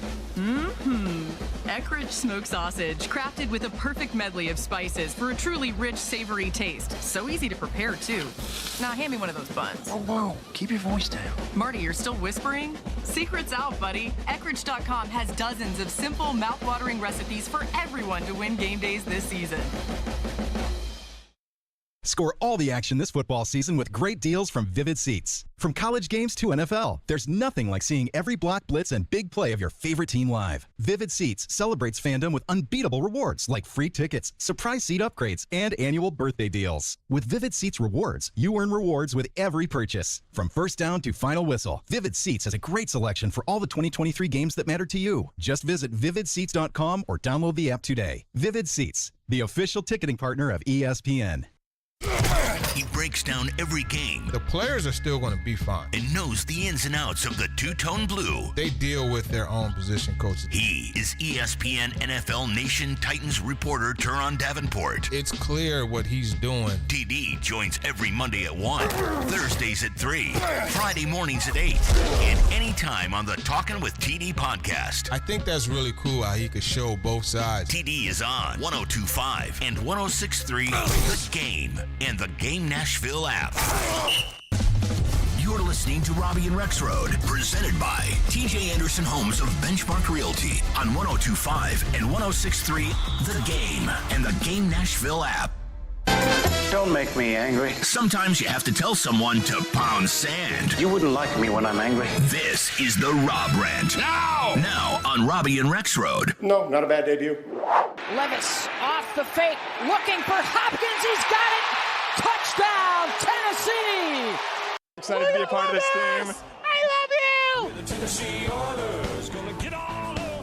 It is that time of the day, time for the Rob Rant here on Robby and Rexrode. You can check it out every morning at 7:45, either the Rob Rant or the Rex Rant, every morning here on the program.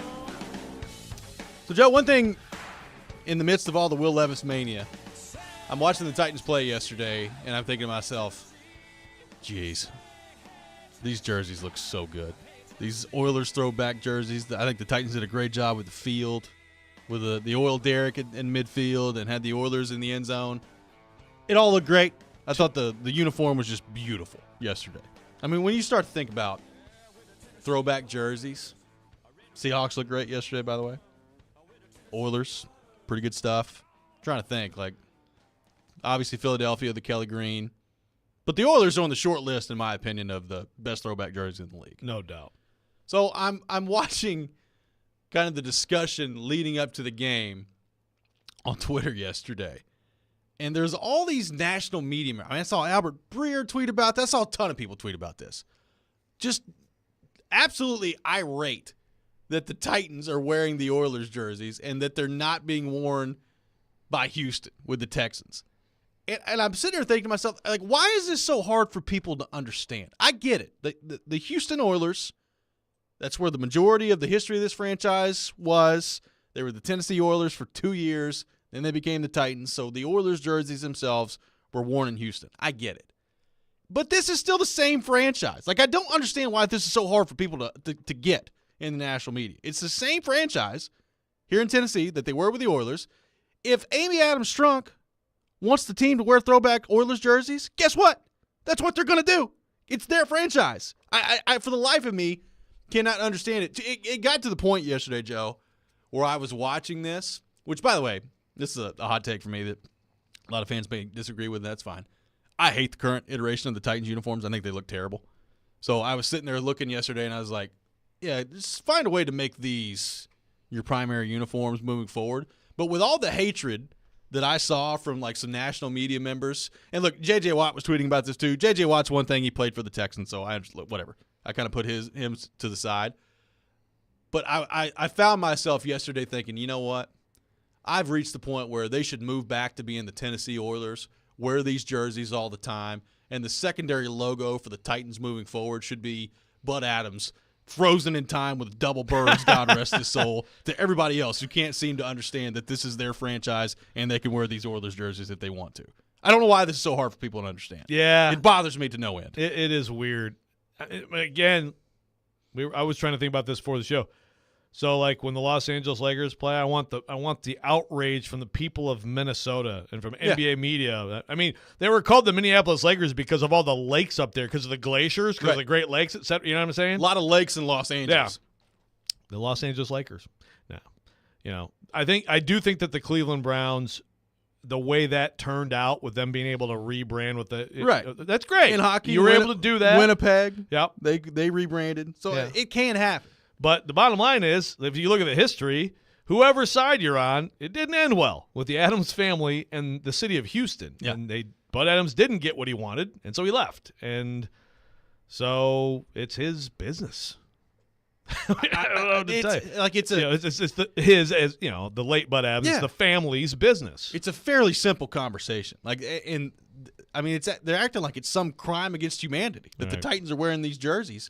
And I can't for the life of me understand it. Well, and another thing to keep in mind, that you say this after, obviously they wore them, but of course after a reunion weekend.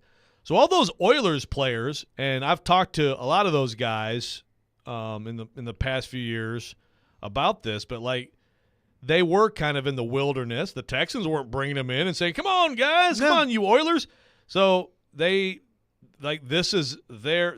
They consider, like, they're rooting for these guys. Like, this is the connection, is the Titans and Oilers franchise, and those guys have these weekends and they love it, and that's something to keep in mind too. They're also honoring that past, and I mean, Houston has the Texans. That's what they are now. Yeah, I mean, look, I would wear the Oilers jerseys against Houston every time I play them from here on out, based on the reaction. Like, there would never be another time if I were running the Titans and I were the owner that I played against the Texans where I did not have those jerseys on. Not one more time. If you're allowed to. I would petition the NFL to change the rule. I would wear them every time against the Texans. That's how much this bothers me. Yeah. It's stupid. And it's just, again, it's like someone like Albert Breer, who I respect a lot. I think Albert Breer, I mean, he's really good. But it's like, think it through a little bit. Now, granted, lots of people send lots of tweets that are just sort of off the cuff, but it's like, Yeah, I think if you think this through and really look at the history, it's not complicated. It's very simple. Yeah, and look, there are other teams that choose not to do that, right? Like they embrace. Like, look, the Titans. I think I saw a friend of the show, David Beauclair, kind of go through the history of this yesterday on Facebook. Facebook, very educational website. Facebook, yeah, and he was talking about how when the Titans got here, Bud Adams wanted the Oilers name to stay. Like, he wanted to be the Oilers, and they were the Oilers for a couple years here, and then basically people here wanted a new name, and they threw around like I think the Tennessee Tornadoes at one point were under consideration, and Titans is ultimately what they landed on. I mean, which is fine. There are more tornadoes here than oil. There are those. Yes, there's not much oil here. So I get it. Like, the Titans changed their name, but it's still the same franchise. And I was reminded yesterday watching them wear those jerseys. I was like, man, I used to love watching McNair and Eddie George wear those jerseys back in the day. Those things are sweet. They should wear them more often. No, they are awesome. I actually like the road white jersey better than the home Columbia blue. And those look good too. Yeah, it's close, man. It's very close. As Santa in Portland points out, J.J. White played for the Cardinals, the former St. Louis Cardinals. Yes, exactly. Which were the former Chicago Cardinals. Right. Yeah, it happens. So that's my rant. It really upsets me. Good rant. That this is now a thing, and it's going to continue. I mean, they're wearing them again this year when they play Houston, and you think the outcry was bad now heading into the Atlanta game? Just wait until they're playing against Houston. Like, I want to hear. I guess I want to hear the other side of this. Like, I got DM'd by Sean Pendergrass, who does radio down there, because he was asking me what I was doing with my hands last week during the Vrabel presser, and I told him I did the Bud Adams double middles. Yes, is that wrong? No. That's how I ask questions. That's right. No, but those guys were talking about that, but I know I've seen this before where they're all mad. Like, I want to hear the argument. I understand, like, it's Houston, but again, it's completely different franchise. The franchise was there, so then they left. Yeah, exactly. It's like, where doesn't that kind of very end simple? Yeah. It's very simple to me. What did you make of the? You don't see this very often. Titans wearing the solid blue, Falcons wearing the black on the road yesterday. Talking about this with Robby Boren of the Titans, because he was like, obviously, usually you have a white uniform, and he's like, see, this is a great example of two dark uniforms that like that should happen more often. He's like, what if Michigan State, but one wore green, one wore blue? And I said, see, I think that would look terrible. In this particular, I think you have to have one of the dark colors needs to be light, like the Titans were yesterday. But I thought it was fantastic. Yeah, it was a beautiful. I enjoyed it. It was a beautiful uniform game. Liam on the text line says, the only people who have a claim to be mad, in my opinion, are the 20 or so people who showed up to the Save the Oilers rally in Houston in 1996. The 20 or so people. It's good. In what year? 96.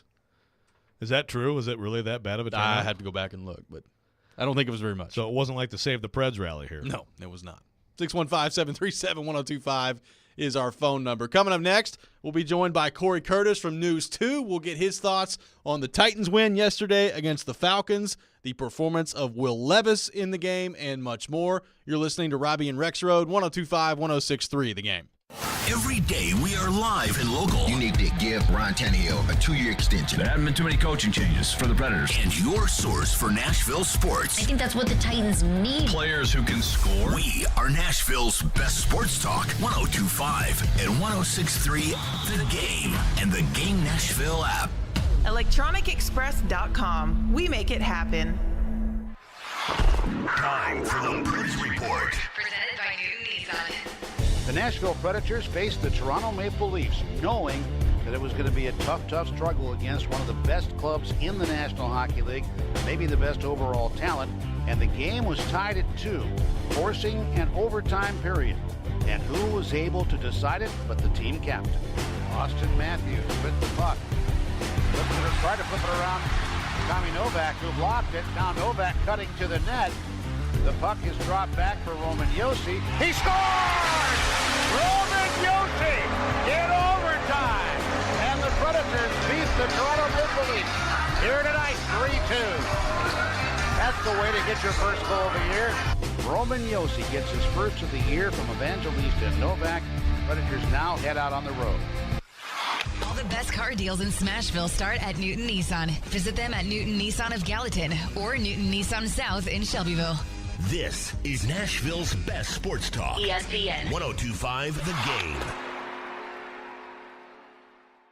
Announcing Fast-Paced Healthcare is opening a new walk-in urgent care clinic in Antioch at 3556 Murfreesboro Pike this Thursday, November 2nd. 102.9 The Buzz, 102.5 The Game, and 102.1 The Ville will all be there to help celebrate. Come by and check it out. Need cash for the holidays or want to be credit card debt-free for the new year? Call Loan Pronto today. Their Express Equity line of credit can get you $20, $50, $100,000 in as little as 5 days. Willie Donick here. Listen up. You've got a ton of equity in your home, and Loan Pronto can help turn that equity into cash to put it to use. You can access up to 95% of your home's value. Use the money to pay off all your credit cards or pay off personal loans. Start the home improvement project you've been looking for. You can get the money you need now and still keep your primary mortgage intact, so your 3% rate is protected. Call right now, 615-499-5780. Get the holiday cash you need or pay off all those credit cards. 615-499-5780 or go online at loanpronto.com. Equal housing lender, NMLS 166-1781, subject to lender approval. Now, your Game Center update. Brought to you by Gary Force Acura, your proud sponsor of your Nashville Predators. I'm Nick Keyser. The Titans improved to 3-4 on the season with a 28-23 win over the Atlanta Falcons yesterday, and rookie quarterback Will Levis threw for 3+ touchdowns over 33 yards, which joins Patrick Mahomes in 2021 and Geno Smith in 2022 as the only QBs to accomplish the feat in the last 3 seasons. Head coach Mike Vrabel on Levis's play after the game. No, not a bad debut. Got some great efforts from receivers. I thought Hop really got us off and going, and we had talked about that being a key of making sure that we're able to beat press coverage and winning on the outside, and they let them play. We have to understand that, and I think that kind of got us going. And it was wide receiver DeAndre Hopkins for the Titans who was the beneficiary to Levis's 3 touchdowns on the day. Hopkins hadn't caught 3 touchdowns in a game since 2017 against the Kansas City Chiefs when playing for the Houston Texans. He was the first Titan with 3 receiving touchdowns since Kenny Britt in 2010. Then up at the Heritage Classic and the Commonwealth Stadium, the Edmonton Oilers defeated the Calgary Flames 5-2 in an outdoor game in front of 55,000 fans. Oilers forward Evander Kane became the 26th player with a 3-point game in an outdoor game in NHL history. You're listening to 102.5 and 106.3 The Game. Live from the Hiller Plumbing, Heating, Cooling, and Electrical Studios. WPRT FM Pegram, WPUC HD2 Laverne. Broadcasting on Alexa. I appreciate that. And other smart speakers. 102.5 and 106.3. And the score! You can run different offenses. The doors on the board. Off the field, on the field. The Game. A Cromwell Media Station. Mixing sports and a little bit of fun. This is fun! On your morning drive. This is Robby and Rexrode. With Robby Stanley and Joe Rexrode. Presented by TJ Anderson Homes of Benchmark Realty. On Nashville's best sports talk. 102.5 and 106.3 The Game. And on the Game Nashville app. Ladies and gentlemen, it's showtime. Final hour, Robby and Rexrode, 102.5, 106.3 The Game. Robby Stanley, Joe Rexrode, Nick Keyser here with you on this Monday morning. And as we do every Monday morning at 8 o'clock, we go to our 102.5 The Game phone line, driven by WilsonCountyHyundai.com. And welcome in our friend Corey Curtis from News 2. Corey, good morning. How are you? As a great man once said, your savior is here. Very well played. It's good to have you with us this morning here on the program. Will Levis yesterday, Corey, 4 touchdowns, quarterback rating of 130.5. Made some elite throws yesterday in that game as well. What did you make of his debut? And I guess how eye-opening was that, some of the throws that he made in the game in terms of going down the field, and that one to NWI sure was pretty. What does he have to do to get the other 23 points? That's a great question. A couple of things, obviously. And when you consider the yardage total, 238, consider the drop by Chig and the erased 25-yarder to Chris Moore on the penalty.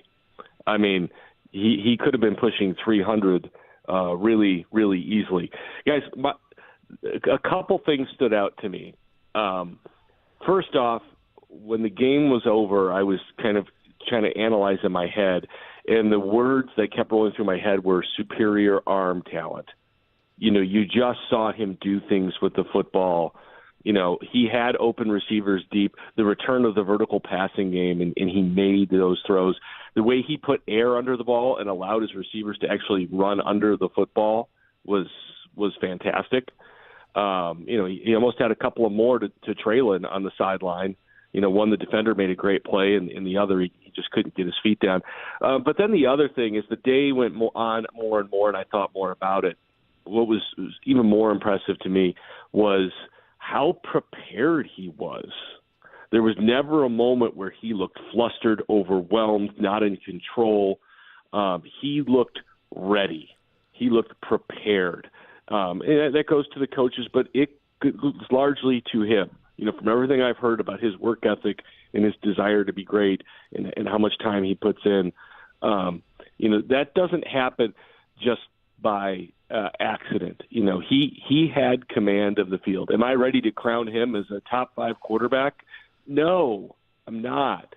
But I will say that was a heck of a debut, and I don't think it was just lucky or by chance. That was a top 3 defense that came in, and he never looked intimidated and never looked unprepared or caught off guard by anything.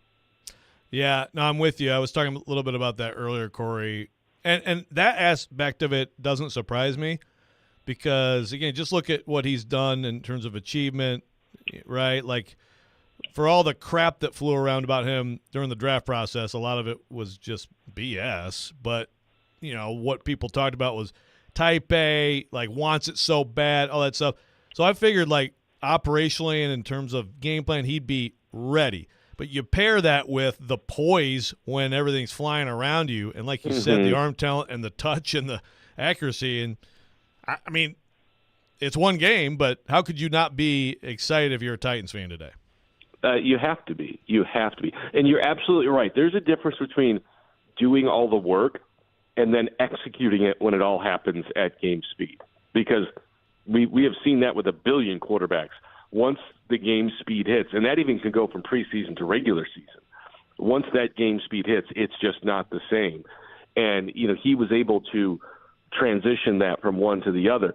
And you absolutely should be excited. That doesn't mean he's not going to have clunkers, along the way. And you have to be prepared for some of those. But I remember there were moments in camp. There were those back-to-back days where he threw like 3 consecutive touchdowns in the red zone, and we were all like, "Wow, that's what they saw when they traded up to draft him." And yesterday, when we watched that, we all said, "Okay, this is what they saw when they drafted him." I mean, like you talk about the NWI throw. I mean, he's got 2 defenders bearing down on him, and I mean that thing was like 50 yards in the air with a flick of the wrist. It was. I hate throwing. I mean, it was Marino-esque, with just the wrist to throw it that far and that accurately. I'm not calling him Dan Marino. I'm saying that throw was like that. Robbie said Aaron Rodgers. I did. So he's a combination of the two, but according to you two. It's good to know. I think what we're getting at though is, like I said, it's superior arm talent. It's a superior throw that we have not come accustomed to seeing.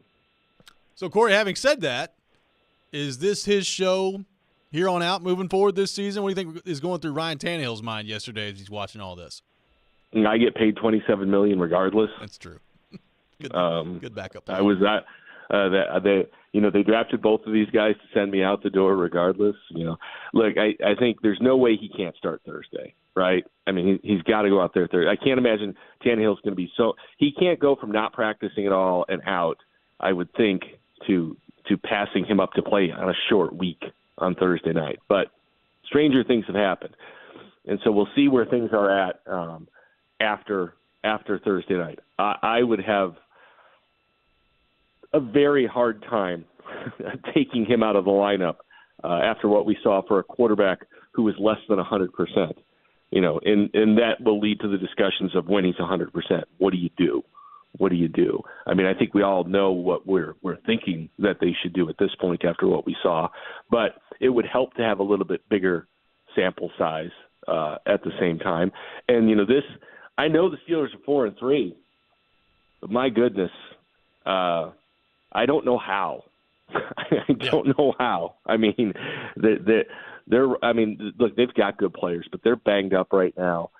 They don't get great quarterback play from either of the guys that they've got. This is a winnable game, and yesterday was a must-win for the Titans. I thought it was a save-your-season game for them, and so they won that one. And now all of a sudden, you win this game, you can kind of make things interesting. So this is a big opportunity for them, and it's a big decision, and whoever it is got to play well. All right, let's game out this Tannehill situation, since I know you wanted to bring up the Vikings beating the Packers anyway. Thank you. Yeah. Terrible. We talked about it at work last night. Terrible injury to Kirk Cousins. That's a crusher. Do you think? Because I can look at the Vikings. They got a favorable schedule. Mm-hmm. They got a chance to They're playing well. And they're playing very well, but they're playing well because to me, Kirk Cousins has been a top 5 quarterback in the league this year. Sure. But do you, if you're the Vikings, seriously entertain looking at a Ryan Tannehill to bring him in? They have a backup rookie who is not going to win games for them. No. Or do you just basically punt and draft your next quarterback? Well, I guess that would be the thing to say is, well, we're gonna tank the rest of the way and get one of these young quarterbacks now. That I guess that could be the decision. But you're playing well enough, and your roster is good enough for you to win games, and their schedule is favorable. They've got an opportunity to string some more together here. Now, obviously, even if you brought in Ryan Tannehill Tuesday, you don't know if he can play this weekend. It's certainly into a new system and not 100%. But if he could play in a couple weeks, it's possible. The question is, how much would you be willing to trade for him? And if you're the Titans, what would you be willing to give up for him? So say you're Rand Carthon, and you've made the decision with Mike Vrabel, however that goes. I don't want to get into the politics of that. That's a separate question. You can ask me about that if you want, but that's not what this is. But, if you decide to go with Levis, but what if he goes down? It would be nice to have Tannehill to fall back on if you're still in the hunt for things. Just because you have a second good player doesn't mean you have to trade that good player. And so it's to the point of, what's the compensation you would need? I think I would need a 4 to move a quarterback. A starting quarterback. I think I would need a 4, but I would have never taken a 5 and a 6 for Kevin Byard. So who knows? We'll see on that. But I think it's interesting, and I think it's basically on the Vikings deciding, what do we want to do? Do we want to tank, or do we want to try to win? Corey, what did you make of the Malik Willis part of this yesterday? The reaction from the crowd of him being booed, but also a question I threw out earlier that we'll never know the answer to.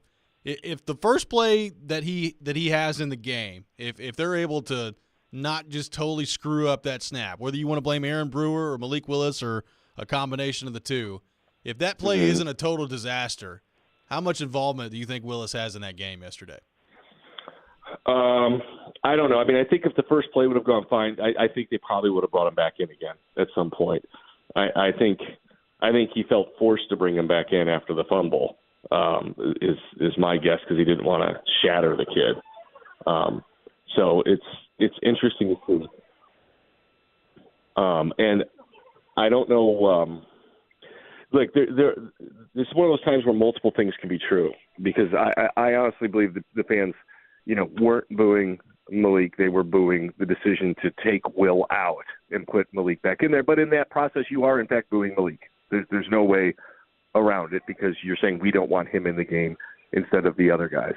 I think it's commendable that the players, came to his defense so strongly, especially Will Levis, but at the same time, he hasn't done enough for the fans to want him on the field. And I think that there's something to that as well. So do you agree with Dustin from Hopkinsville, Corey, who said that, Tennessee may have won the battle Saturday night, but now, with yesterday's performance, Kentucky has won the war? No, I do not. The Titans have had some good Kentucky players. Wesley Woodyard, Bud Dupree. Yeah. Those guys were Those guys were good players. He's good in another uniform anyway, Bud Dupree. Look, hey, Bud, when he was here, when he was healthy and on the field, took that defense to another level. I will die on that limb. No, 2 years ago, they had a stretch where he mattered. I agree. I mean, when they played Kansas City at Nissan, and they just took it to Patrick Mahomes, Bud Dupree was a force. Corey Curtis joins us every Monday morning at 8 o'clock. Corey, great stuff, man. Thanks for being with us, and we'll talk to you next week. We're really going to do this. What are we doing? We're really going to do this. We are not going to talk about the Packers losing again. They're the worst. I brought up the game. That was I set you up, man. The Vikings. You brought up the Vikings. Get your shots in right maybe then. Maybe the Packers should trade for Ryan Tannehill. No, they can just lose and then go draft Drake May or Caleb Williams. That'd be fine. God, so many teams so many fan bases want Drake May or Caleb Williams. The Bears are losing with a Division II quarterback. You guys traded up for a first rounder who stinks. That is true. Get rid of Matt LaFleur. That'd be awesome too. Well, I hate to change the subject, but get ready for a big Raiders win tonight. Oh, thank you. Okay. Yes, thank you. By the way, before the trade deadline hits, I'm going to propose an Eberflus for LaFleur swap. I'll take it. Okay. I'll do it. Thank you, Corey. Bye. Corey Curtis from News 2, our guest here on Robby and Rexrode. You'll take a SpongeBob SquarePants for LaFleur trade at this point. I would take used bubble gum for Matt LaFleur. Used bubble gum. Big League Chew? It's still pretty good use. Okay. Yes, thank you. Great. We'll have more on Will Levis's huge day yesterday, his debut with the Titans. Take your thoughts on that. 615-737-1025, our phone number. This is Robby and Rexrode, 102.5-106.3, The Game. Vanderbilt football lives here. This Saturday, it's reunion weekend as Vanderbilt football takes on Auburn at First Bank Stadium. Kickoff at 3, pregame coverage at 1:30. Your home for the Commodores is 94.9 The Fan and the Fan app. Discover, this is Danny. Hi, it's Jen Coolidge. I just want to thank you for making me feel so special. I earned cash back on debit for my dinner party groceries. That's great. But with Discover Cashback Debit, we give everyone cash back on everyday purchases. Anything else I can help you with? Are you hungry? 'Cause everyone left after the asparagus sorbet. Introducing Discover Cashback Debit, a checking account with cash back. It pays to Discover. Eligibility and terms at discover.com/cashback debit. Discover Bank, member FDIC. Some people just know the perfect time to hit the concession stand. Those are the people who know to choose Allstate. Woo! Nice! I never miss a touchdown. Want a bite? Yeah, he knows he's got a sixth sense for a snack break. Just like he knows that switching to Allstate can save drivers $468. Saving $468 is based on the national average annual savings for new auto customers surveyed in 2022 who switched to Allstate. Prices may vary based on how you buy. Allstate Fire and Casualty Insurance Company and affiliates, Northbrook, Illinois. Discover, this is Danny. Hi, it's Jen Coolidge. I just want to thank you for making me feel so special. I earned cash back on debit for my dinner party groceries. That's great. But with Discover Cashback Debit, we give everyone cash back on everyday purchases. Anything else I can help you with? Are you hungry? 'Cause everyone left after the asparagus sorbet. Introducing Discover Cashback Debit, a checking account with cash back. It pays to Discover. Eligibility and terms at discover.com/cashback debit. Discover Bank, member FDIC.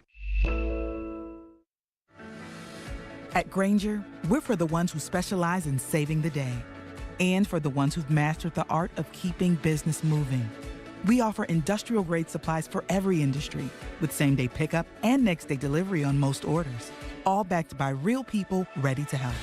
So you can get the right answers and products right when you need them. Call, clickgrainger.com, or just stop by. Grainger, for the ones who get it done. Anyone want to tell me what happened? Did you miss any of today's show? It's okay. It's fine. Don't worry. Subscribe to the Robby and Rexrode podcast on Apple, Spotify, and other podcast platforms, or by going to thegamenashville.com. All right, I'll give it a shot. Good morning. Good morning. You're locked into Robby and Rexrode, presented by TJ Anderson Homes of Benchmark Realty. I have the radio on. I'm listening to 102.5 and 106.3 The Game and the Game Nashville app. Welcome back in, Robby and Rexrode, 102.5, 106.3 The Game, live from our 102.5 The Game studio. Brought to you by Hiller Plumbing, Heating, Cooling, and Electrical. The Titans win 28-23 against Atlanta yesterday. Will Levis makes his NFL debut. 19 of 29, 238 yards, 4 touchdowns, a quarterback rating of 130.5 for Will Levis. Joe, I said at the beginning of the show, it's hard to imagine an NFL debut for a quarterback going much better than that one. And you brought it up earlier. Only 3 quarterbacks in the history of the league have debuted by throwing 4 touchdown passes. Will Levis, Marcus Mariota, Fran Tarkenton. What a list. 2 of them being Titans. How about that, huh? Yeah, the fact that Mariota did that, I think should be a nice calming agent for everybody, right? I think so. Now, someone has pointed out, and I remember that game, and it was like, wow. I mean, I loved Mariota. I got to see him the year before in college in a game, and I was like, this dude is awesome. And so I remember when he did that, I was like, wow, here we go. He's going to be great. But if you look at that game, first of all, he didn't even throw. He didn't qualify. You have to have like 20 attempts for the NFL has like a record or whatever where it's like 20 attempts. I think he only threw it like 18 times or something like that, right? And it was, shorter throws. He didn't have big numbers, but obviously you convert in the red zone, you throw 4 touchdowns. That's a great day. I would say that this performance is a little more impressive than that performance. But either way, it's a good reminder that you just have to wait and see over a period of time. Marcus threw all his touchdown passes in the first half. That's right. He had 4 in the first half, didn't he? So have we reached a point on the program where I'm defending Marcus and you're taking him down? Is that what we're doing? Maybe, huh? And that was also, of course, at Tampa Bay, number 1 pick against number 2 pick. What a build-up that was. Yeah. Tampa Bay was a better team. I mean, the Titans were obviously terrible. They were terrible that year. But great performance by him. Look, keep going. You may disagree. Well, you do disagree. But in 2016, I thought he was on track to still be what they hoped he would be. He wasn't perfect, but he had some fantastic weeks, including lighting up your Green Bay Packers. He did. And then it didn't work out. I mean, it can take a while before you know. That's the point. So we'll see. But I can't find one thing about yesterday, Will Levis, that I would not call encouraging. Well, if you're a Titans fan today, you should be excited. Now, look, I think there's got to be some measured takes in that excitement. Like, before we anoint him the next Tom Brady, let's see him do it over a span of time. But if you're a Titans fan today with the way that Levis played yesterday, you have to be excited. I mean, it's not only – I said this earlier. It's not only the stats, which are great. 19 of 29, 4 touchdowns, 238. Like, those are really good numbers. So that's awesome.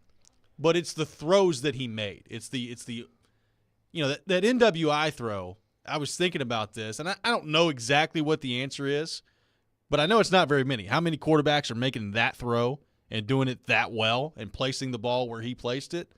That's a heck of a throw to make, even for an NFL quarterback. So beyond just the numbers themselves, which are good, the way he looked from a processing standpoint, from a ball placement standpoint, everything about it yesterday, I think, is really encouraging if you're a Titans fan. Yeah, and some of the best plays, I thought it were a couple times when the pressure was immediate, and he dirted one perfectly one time. He dirted one not quite perfectly into the hands of a linebacker. It could have been bad, but it was the right idea. I see it, boom, get rid of it. Don't take the loss, don't take the sack. So sacked twice, hit 11 times. So the protection wasn't perfect, but this is, yesterday is a good reason why, yes, you can get a look at what you have in a young quarterback, even if the conditions aren't perfect. And if he's good enough, he can overcome some of those bad conditions, which he did. He did. No question about it. The processing was quick. The decisions were quick. The ball was mostly accurate. There was one he sailed, but he was under duress. He had a really good throw to Chig. Not the drop, but one to move the chains on a 3rd and 4. He had a couple little dumps to Henry where even just like the touch on those were good. So it was all good. It was all good. I said it yesterday on Twitter. Super Bowl parade. See in the front or the back coming up?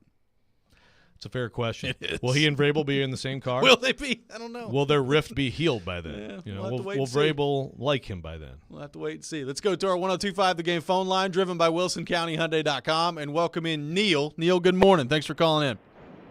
Hey, guys, thanks for taking my call. Joe, I called it specifically for you, okay? Uh-oh. Okay. For the point. Hey, I'm going to blow your mind when I tell you this. But the first one, man, Levis was amazing.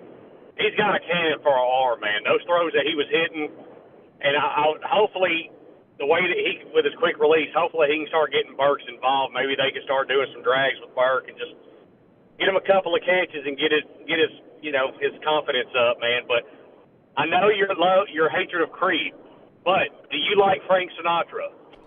Of course. Sure. I'm going to blow your mind with this. So the guitarist for Creed's name is Mark Tremonti. He released a album, I think it was either late last year or earlier this year. He does a whole album where he sings Frank Sinatra, and it's amazing. I mean, I swear to God. Hey, man, I will buy that album. If I can never listen to a Creed song again, I'll play that one. I'll go to sleep to this album. That sounds great. But he's got some other bands like Alter Bridge, and he's got some metal hits. Plus, also too, like I said last time, Megadeth's the best band of all time. I love you guys. Thank you, Neil. Appreciate you. Megadeth rocks. I do not want Creed and Megadeth to be combined ever in a conversation. But we think Will thank Levis, you for the call. the Creed guy. God, I hope not. Let's go back. This is a question that needs to be asked, though, now that you bring it up. Go back to our 102.5 The Game phone line and welcome in Michigan from the Borough. Michigan, good morning. Thanks for calling in. Hey, good morning, guys. Thanks for taking my call. A couple of really quick Titans bullet points I want to key on and let you guys kind of respond. First of all, the most impressive throw I saw from Levis yesterday actually was not a touchdown throw. It was that first one to Burks, which was just a great play by the corner. He's fallen backwards, and the pocket's kind of coming in around him, and he flips that thing off his back foot, and I haven't looked at the next-gen stats on it, what the air yards were, but it was at least 40, I think, somewhere between 35 and 40, and he dropped that thing in a bucket. And that's not even a bad play by Treylon. That's just a great play by the corner to get his arm in there. That one made me stand up and take attention. I literally, he hit the next one or the next couple, and, I literally out loud said the DiCaprio line from Django, like, you had my curiosity. Now you have my attention. Yep. And having said that, you guys just alluded to it a little bit ago, and this is what keeps going through my mind. This is a week-to-week league now. It just is, right? Matchups week to week. The joke is I don't know why anybody would ever bet on NFL football, because if you say you had the Broncos beating the Chiefs as soundly as they did yesterday, show me your tax returns, because you're probably not as honest as you say you are. I'll bet my life that Mike Tomlin's going to grind that tape, and he's not going to see single high safeties and man-to-man coverage like he saw against Atlanta. He's going to see two highs. He's going to see things get mixed up. Mike's going to show him stuff he's never seen before, probably at this level or any other, and then let's make a determination on what the future is. As far as the Tannehill to the Vikings thing, I love that as an idea. It sounds great on paper. The Vikings do have 2 fourth-round picks. They have an extra fourth that they got from the Lions when the Lions, I think, moved up in this past year's draft to take somebody. So that's not out of the realm of possibility. I'm not in agreement. I think it was Robby, you were saying that the Vikings were, they're 4-4. They're not exactly dead in the water. I just don't love that roster. I think that roster is closer to being pretenders than contenders, and I don't know that Tannehill moves the needle over Cousins. So I'll let you guys respond. Thanks for taking my call, and go Lions tonight. Thanks for the call. Appreciate it. Nice end of the call there. See, there's a great call, and then you gotta ruin it. No, that was good points. I agree on that throw, and the Vikings thing is very interesting. I tend to agree with that as well. I just think that they got to be realistic. They're not gonna make a run in the NFC. I don't think. No, but I do think they can make the playoffs. And how? I mean, that would be a question they'd have to answer. But how valuable is that? I mean, look, I don't think they're going to win the division, but the division's not out of reach for them. They're 2-0 in the NFC North right now, and they've yet to play the Lions. So we'll see. And very good point on week to week and Tomlin and all that stuff. I will say that if they're too high all night, Derrick Henry's like, "Thank you." Yep, he's going to run for 150 yards. Yeah, and that's the thing. So much of yesterday, you do have to understand lots of man-to-man downfield, and that's what Derrick Henry can do for you. You give a quarterback protection, you get a receiver who can get open, Imagine what you can do. Will Levis, a big day yesterday for the Titans. We'll take more of your thoughts on that. 615-737-1025. More of your phones to get to as well coming up next. This is Robby and Rexrode, 102.5-106.3 The Game. When you want all the... Going in and the score. Where's the score? He wrists one, they score. And don't forget the... Oh, what a stop. Sliding across to make the save. The backhander, nice stop. When all you want is... Smashville. We have you covered. Hear every Predators game. Right here. We are your home for Smashville. 102.5 and 106.3 The Game and the Game Nashville app. Attention all fire protection, commercial plumbing, and HVAC experts. Jarrett Companies are looking for experienced field technicians like you. Tired of working for your large corporate employer? Work for a company where you're more than just a number. Jarrett's Fire Protection, commercial plumbing, and HVAC divisions are owned and operated by Nashville natives who want you to grow with their amazing team. Hi, I'm Jason Jarrett, owner of Jarrett Companies. I'm looking to hire experienced experts and will offer a sign-on bonus of up to $5,000 for certified professionals. In addition to our great benefits that include a 401k match, PTO, and top pay with annual bonuses, we'll also provide you with top-of-the-line tools, trucks, and equipment that you need to grow your career. Our customer base is large and our business is booming with many opportunities for advancement. Give us a call or go online to JarrettCompaniesInc.com and apply today to become a member of our family and protect our community. That's JARRETT CompaniesInc.com. Jarrett Companies, where we are above and beyond industry standards. Have you seen the selection of luxury pre-owned Rolex watches they now have at Genesis Diamonds? If not, prepare to be amazed. If people really know the watch world, they come in and they're in shock. They're like, I cannot believe you have this selection here. They're able to see them, touch them, feel them. Meet Genesis watch expert Charlie Rivers, who says over the past few years, Genesis buyers have scoured the world to build a collection of luxury pre-owned Rolexes, including all the hard-to-find models. Daytonas, Pandas, Sky Dwellers, a huge selection of Submariners, Hulks, Kermits, anything that you could ever possibly want. We have every luxury pre-owned Rolex that we have here. We ensure that it's in pristine condition. So come in today and find the timepiece of your dreams at Genesis. Or if you already own a Rolex and are looking to trade for a different model or even sell it, Genesis can help you get top dollar. If you have a Rolex, definitely bring it in. I would love to see it and do a complimentary evaluation on it and see what we can do for you. Genesis Diamonds, now with one of the largest selections of luxury pre-owned Rolexes in America. Green Hills and Cool Springs. If you're just tuning in, this is Fan 23, Fansville's #1 sports radio station. Brought to you by Tasty Dr. Pepper. We are settling the great debate, best third quarter snack, hot dogs or nachos? You know my mantra, Doug. Yes. Meaty early, cheesy late. Well, it looks like we have a caller here to weigh in. Is this Chuck? Popcorn in the third is the move. What? You go with passive snacking after halftime. No, it's nachos. Look, as long as there's an ice cold Dr. Pepper there to wash it down, I'm good with either. Dr. Pepper, the one fans deserve.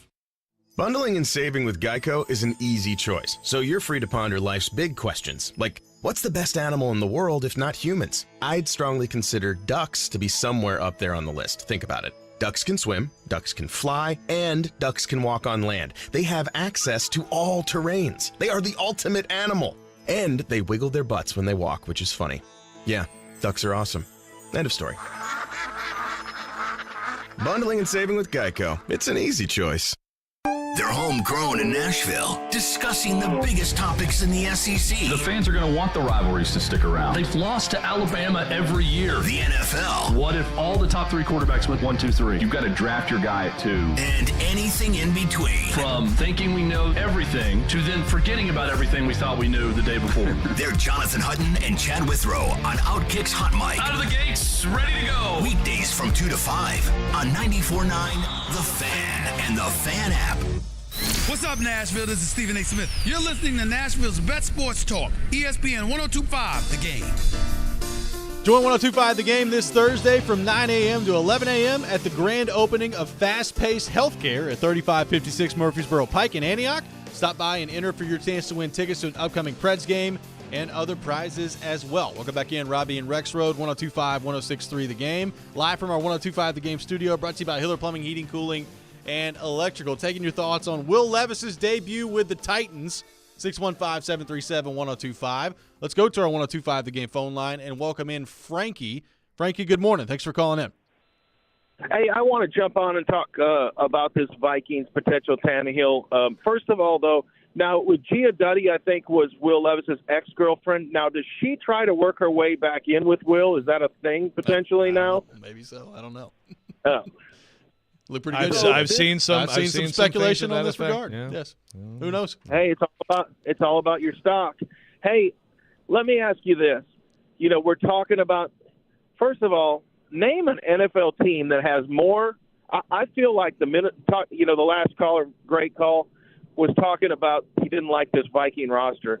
I think on paper they arguably have the best offensive roster in the game. Their offensive line is probably top 5. They've worked really hard. Unbelievable bookend tackles. Look at your weapons. You got Justin Jefferson coming back. You got a rookie in Jordan Addison that's really been unbelievable, arguably one of the best rookie wide receivers we've seen. Hawkinson's great.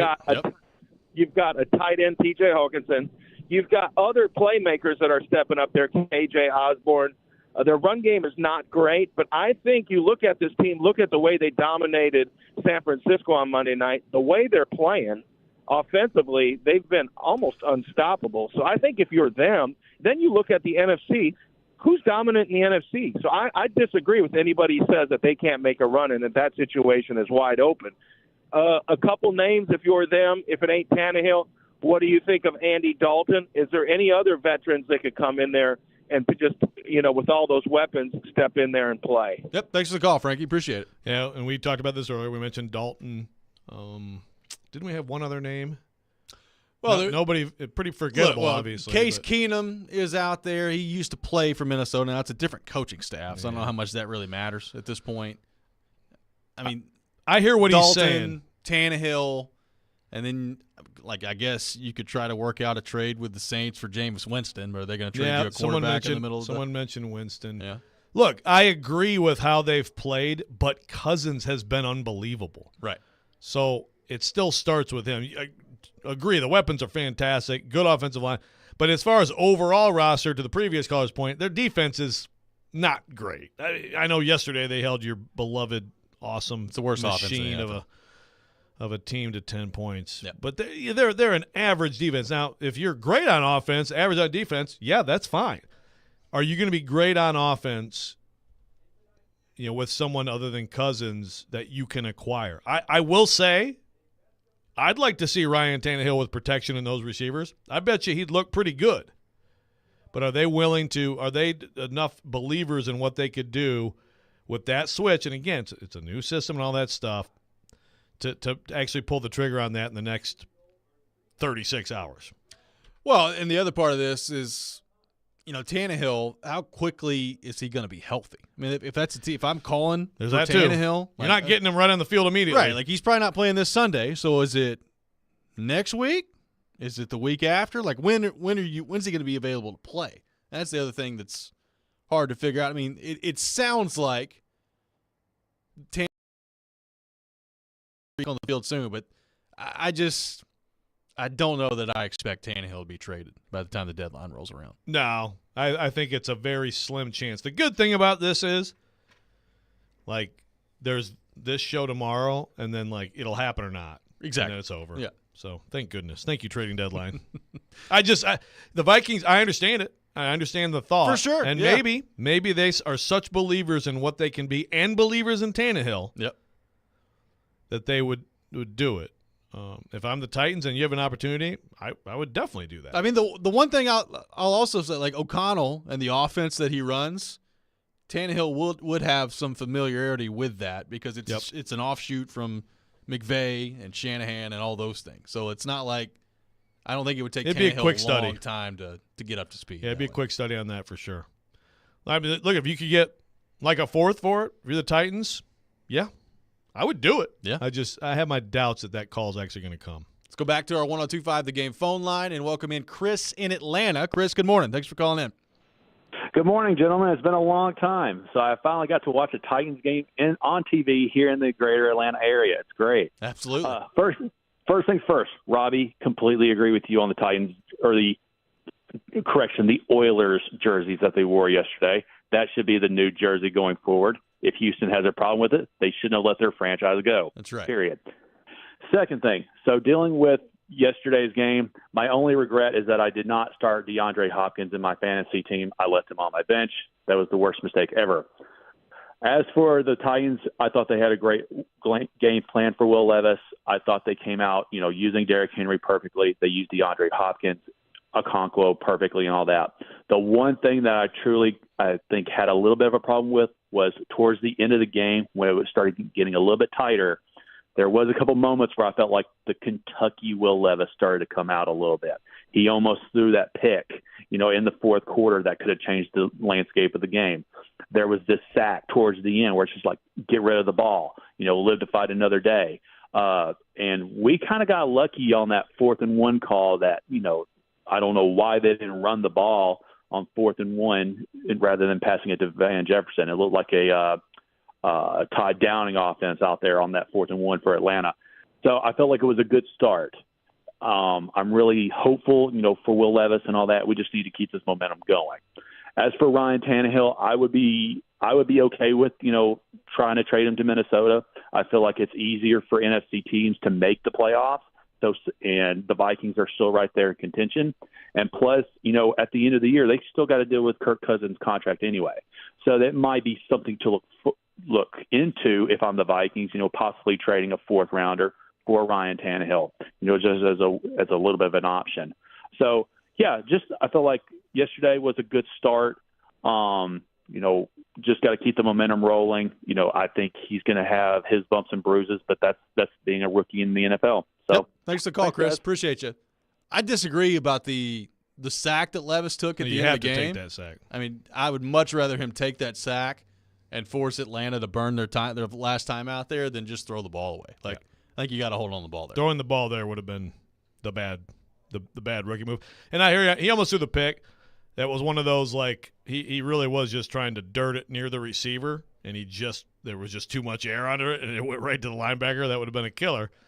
But the decision was sound. You just have to make sure that you are just spiking it, like he did earlier in the game when he basically just spiked it, but about a foot from Henry's feet. The intriguing question to me as far as Tannehill is concerned, I mean, I guess partly is the trade deadline, but I still don't expect Tannehill to be traded by the deadline. So the real intriguing question to me is, what happens when he's healthy? Because, I mean, if Levis goes out there on Thursday and he plays the way he did yesterday, then I don't know how much of a conversation it is. It's probably Levis at that point. If there's a little bit of a drop-off from Levis and he plays okay on Thursday, and the Titans either win or it's a tough, close loss on the road to Pittsburgh, and Tannehill's healthy the next week against Tampa, what do you do if you're Vrabel? That's the intriguing question to me. In some ways, it kind of feels like after what we saw yesterday that you just don't go back, and it's Levis's team now. But Ryan Tannehill has been the starter. Vrabel last week said that Ryan's the quarterback. So what does that mean when he's back and when he's healthy? It's very intriguing to me. It's fascinating. Let's say they go to Pittsburgh and all of a sudden it's rookie night for Levis and Tomlin fools him and T.J. Watt terrorizes him and he throws 3 picks and just has a terrible night, and the Titans get Ryan Stonehouse fake punt run for a 60-yard touchdown and a defensive touchdown, and they win. Nice fake punt yesterday by the Titans. That was. Craig Aukerman. Good day for Aukerman. Just saying. Good day for Aukerman. Let's say, win, and you're still hanging around, and you're in there, but now you see, okay, the rookie, he had a great debut, but now you're seeing the warts, and, okay, maybe he needs to, something like that. But other than that, it's like rookie struggling, and you're losing, and you fall out of it. I think, unless he's just getting battered, you keep playing the rookie. And then, of course, obviously, if he's playing well and you're winning, then how do you – I don't think you switch back. If he plays like yesterday, if he comes close, then you do not switch back. No, absolutely not. Here's some breaking news for you. Jeremy Fowler from ESPN says, Will Levis, coming off a 4-touchdown debut, expected to start Thursday against the Steelers, per source. Ryan Tannehill still recovering from a high ankle sprain and likely needs more time. Barring a surprise, Levis will get start number 2.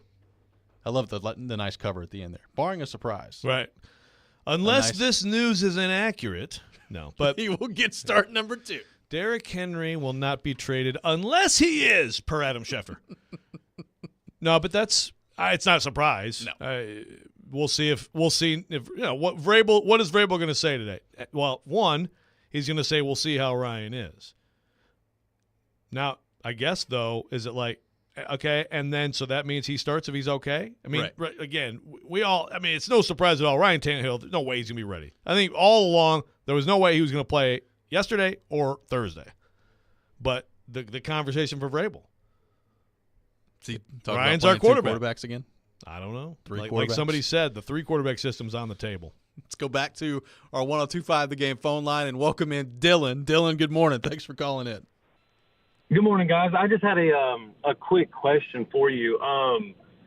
So if would it be better? I know like the trade talk with Vikings and Tannehill and stuff, but would it be better to maybe keep Tannehill actually as a backup and I guess get rid of Malik Willis? Because if the Titans like find themselves, in the hunt for the playoffs, or they, tied with the Jags for the division and stuff like that, and knock on wood, something happens to Levis and he goes down, wouldn't it be better to have Tannehill come in, someone who's like right on par and has experience, as opposed to Malik Willis coming in? So I just wanted to get your guys' opinion on that. Which would be better, like, a trade for a fourth or have Tannehill as a backup? Yep, thanks for the call, Dylan. Appreciate it. I mean, first off, they're not going to get rid of Willis. Yeah, like Willis, no one's trading for Malik Willis. Well, and he's going to be – he could be your backup next year. Yeah. So they're not going to get rid of Malik Willis. But, that's the question. Well, that's a fair point, though. It is a fair point. On Tannehill, for sure. Yeah. It's something you'd have to consider. What's more valuable, like a potential fourth-round pick from the Vikings or Tannehill being there and being the backup for Levis? I don't know. If it were me, just because I still look at this season as, I think it's an uphill climb for this team to really be a player in the AFC. If I had a chance to get a fourth-round pick, I would do that. I would move Tannehill. And yeah, you're right. If Levis gets hurt, then you're SOL a little bit. But I think that would be the right move. Keep adding to that draft capital, and then just let Levis cook. Let Billy Jeans cook. More on the Titans coming up next. 615-737-1025 is our phone number. You're listening to Robby and Rexrode, 102.5-106.3 The Game. Whether it's college football, players might end up not going to Alabama or Georgia, or the NFL, I think that this team wins the AFC South. Trevor knows. Join ESPN's Trevor Maddich every Tuesday at 4:30 on Stillman and Company as he gives his opinions on the latest from the gridiron. I'm going to the team where I can get a ring. Trevor Maddich, brought to you by Houston Clinic Orthopedics, where experience matters, on 102.5 and 106.3 The Game and the Game Nashville app. Put Lee Company on your team and stay ahead of the game with home maintenance, improvements, and repairs. For only $12 per month, you'll receive 4 visits to your home each year by an experienced technician and discounts on service calls, parts, and labor. You'll also receive priority service with no emergency service rates. Let Lee Company keep your air conditioning, plumbing, electrical, and heating systems in tip-top shape. Visit LeeCompany.com today and schedule your first appointment online. Lee Company, all you need.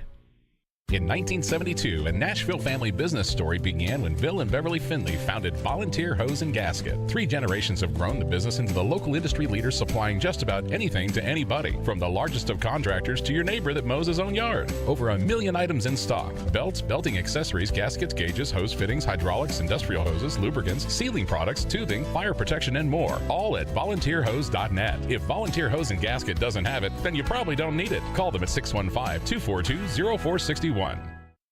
If you're just tuning in, this is Fan 23, Fansville's #1 sports radio station. Brought to you by Tasty Dr. Pepper. We are settling the great debate: best third-quarter snack, hot dogs or nachos? You know my mantra, Doug. Yes. Meaty early, cheesy late. Well, it looks like we have a caller here to weigh in. Is this Chuck? Popcorn in the third is the move. What? You go with passive snacking after halftime. No, it's nachos. Look, as long as there's an ice-cold Dr. Pepper there to wash it down, I'm good with either. Dr. Pepper, the one fans deserve. At EasyCater, we know ordering food for work can get complicated pretty fast. We're going to need breakfast for the entire office on Thursday. Janet wants really nice bagels. Make sure some are gluten-free. Make sure they have great coffee. Can there also be waffles? Janet has a hard stop at 9:30. $15 a person I'm going to need max. itemized receipts for this. Is the budget for breakfast different than Pumpernickel. we're just going to grab and go? Fine. Company breakfast? Just use EasyCater. Food for work delivered on time as ordered with a huge variety. 100,000 restaurants, one platform. Order 24/7 at easycater.com. Hey, it's Jared. If you're listening to us on I-24 towards Murfreesboro or I-65 towards Spring Hill, make sure you check out 106.3 for another great way to hear Nashville's best sports talk.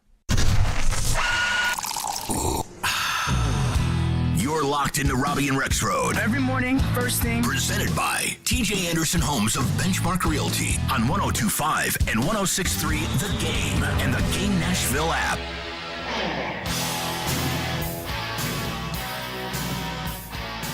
Welcome back in, Robby and Rexrode, 102.5, 106.3 The Game. Robbie Stanley, Joe Rexrode, Nick Keyser here with you on this Monday morning. Titans win yesterday, 28-23. Will Levis, very impressive in his debut for the Titans. We're taking your thoughts on that. 615-737-1025 is our phone number.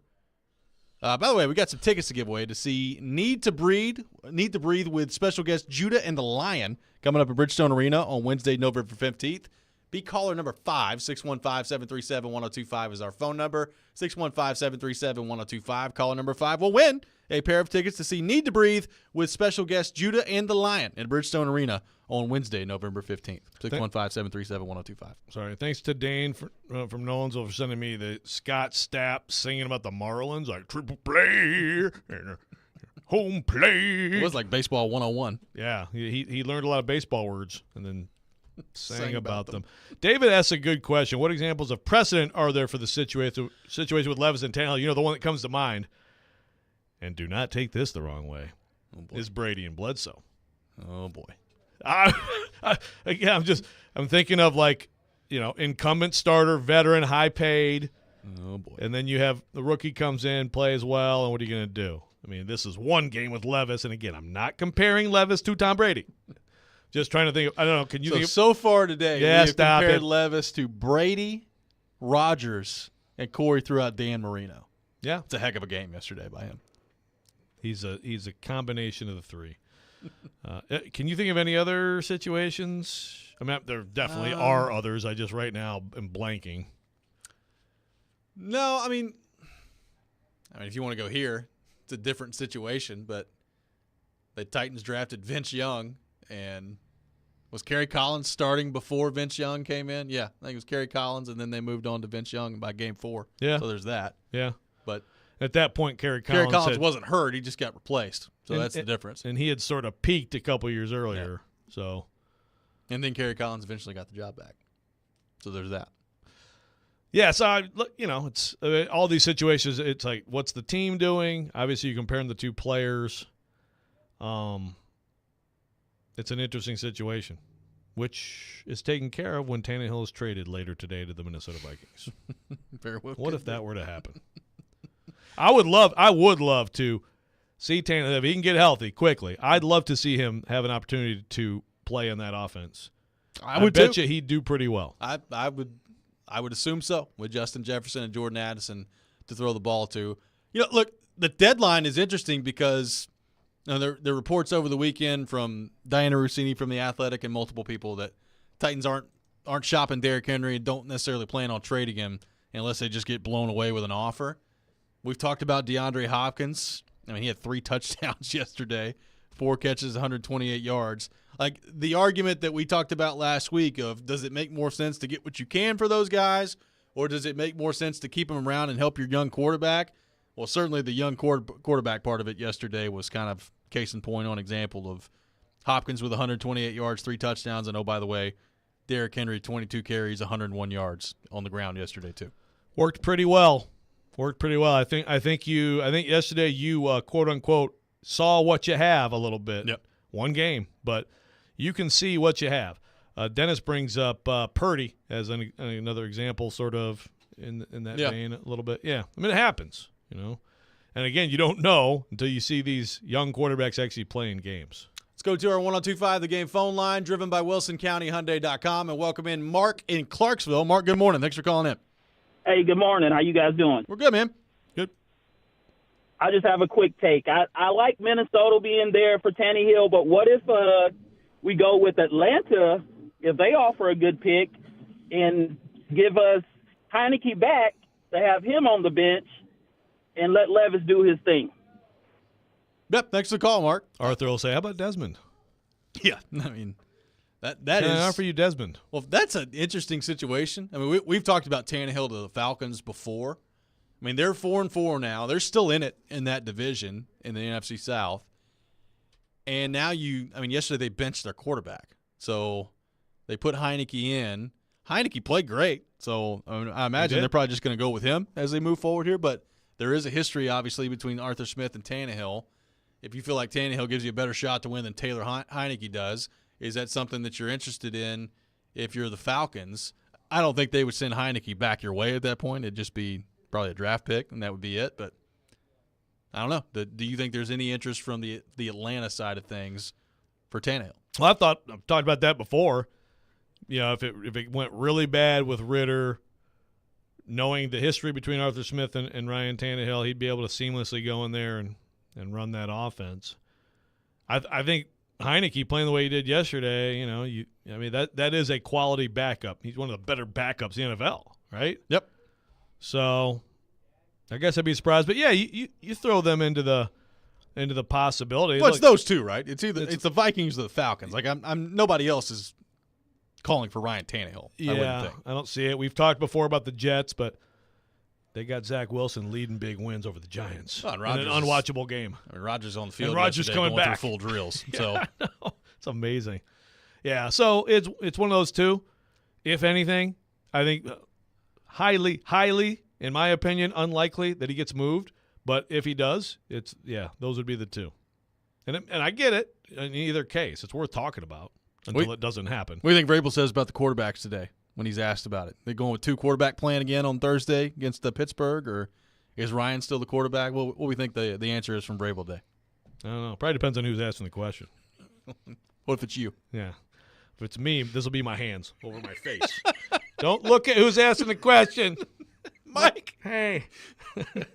Peekaboo. Who's your quarterback?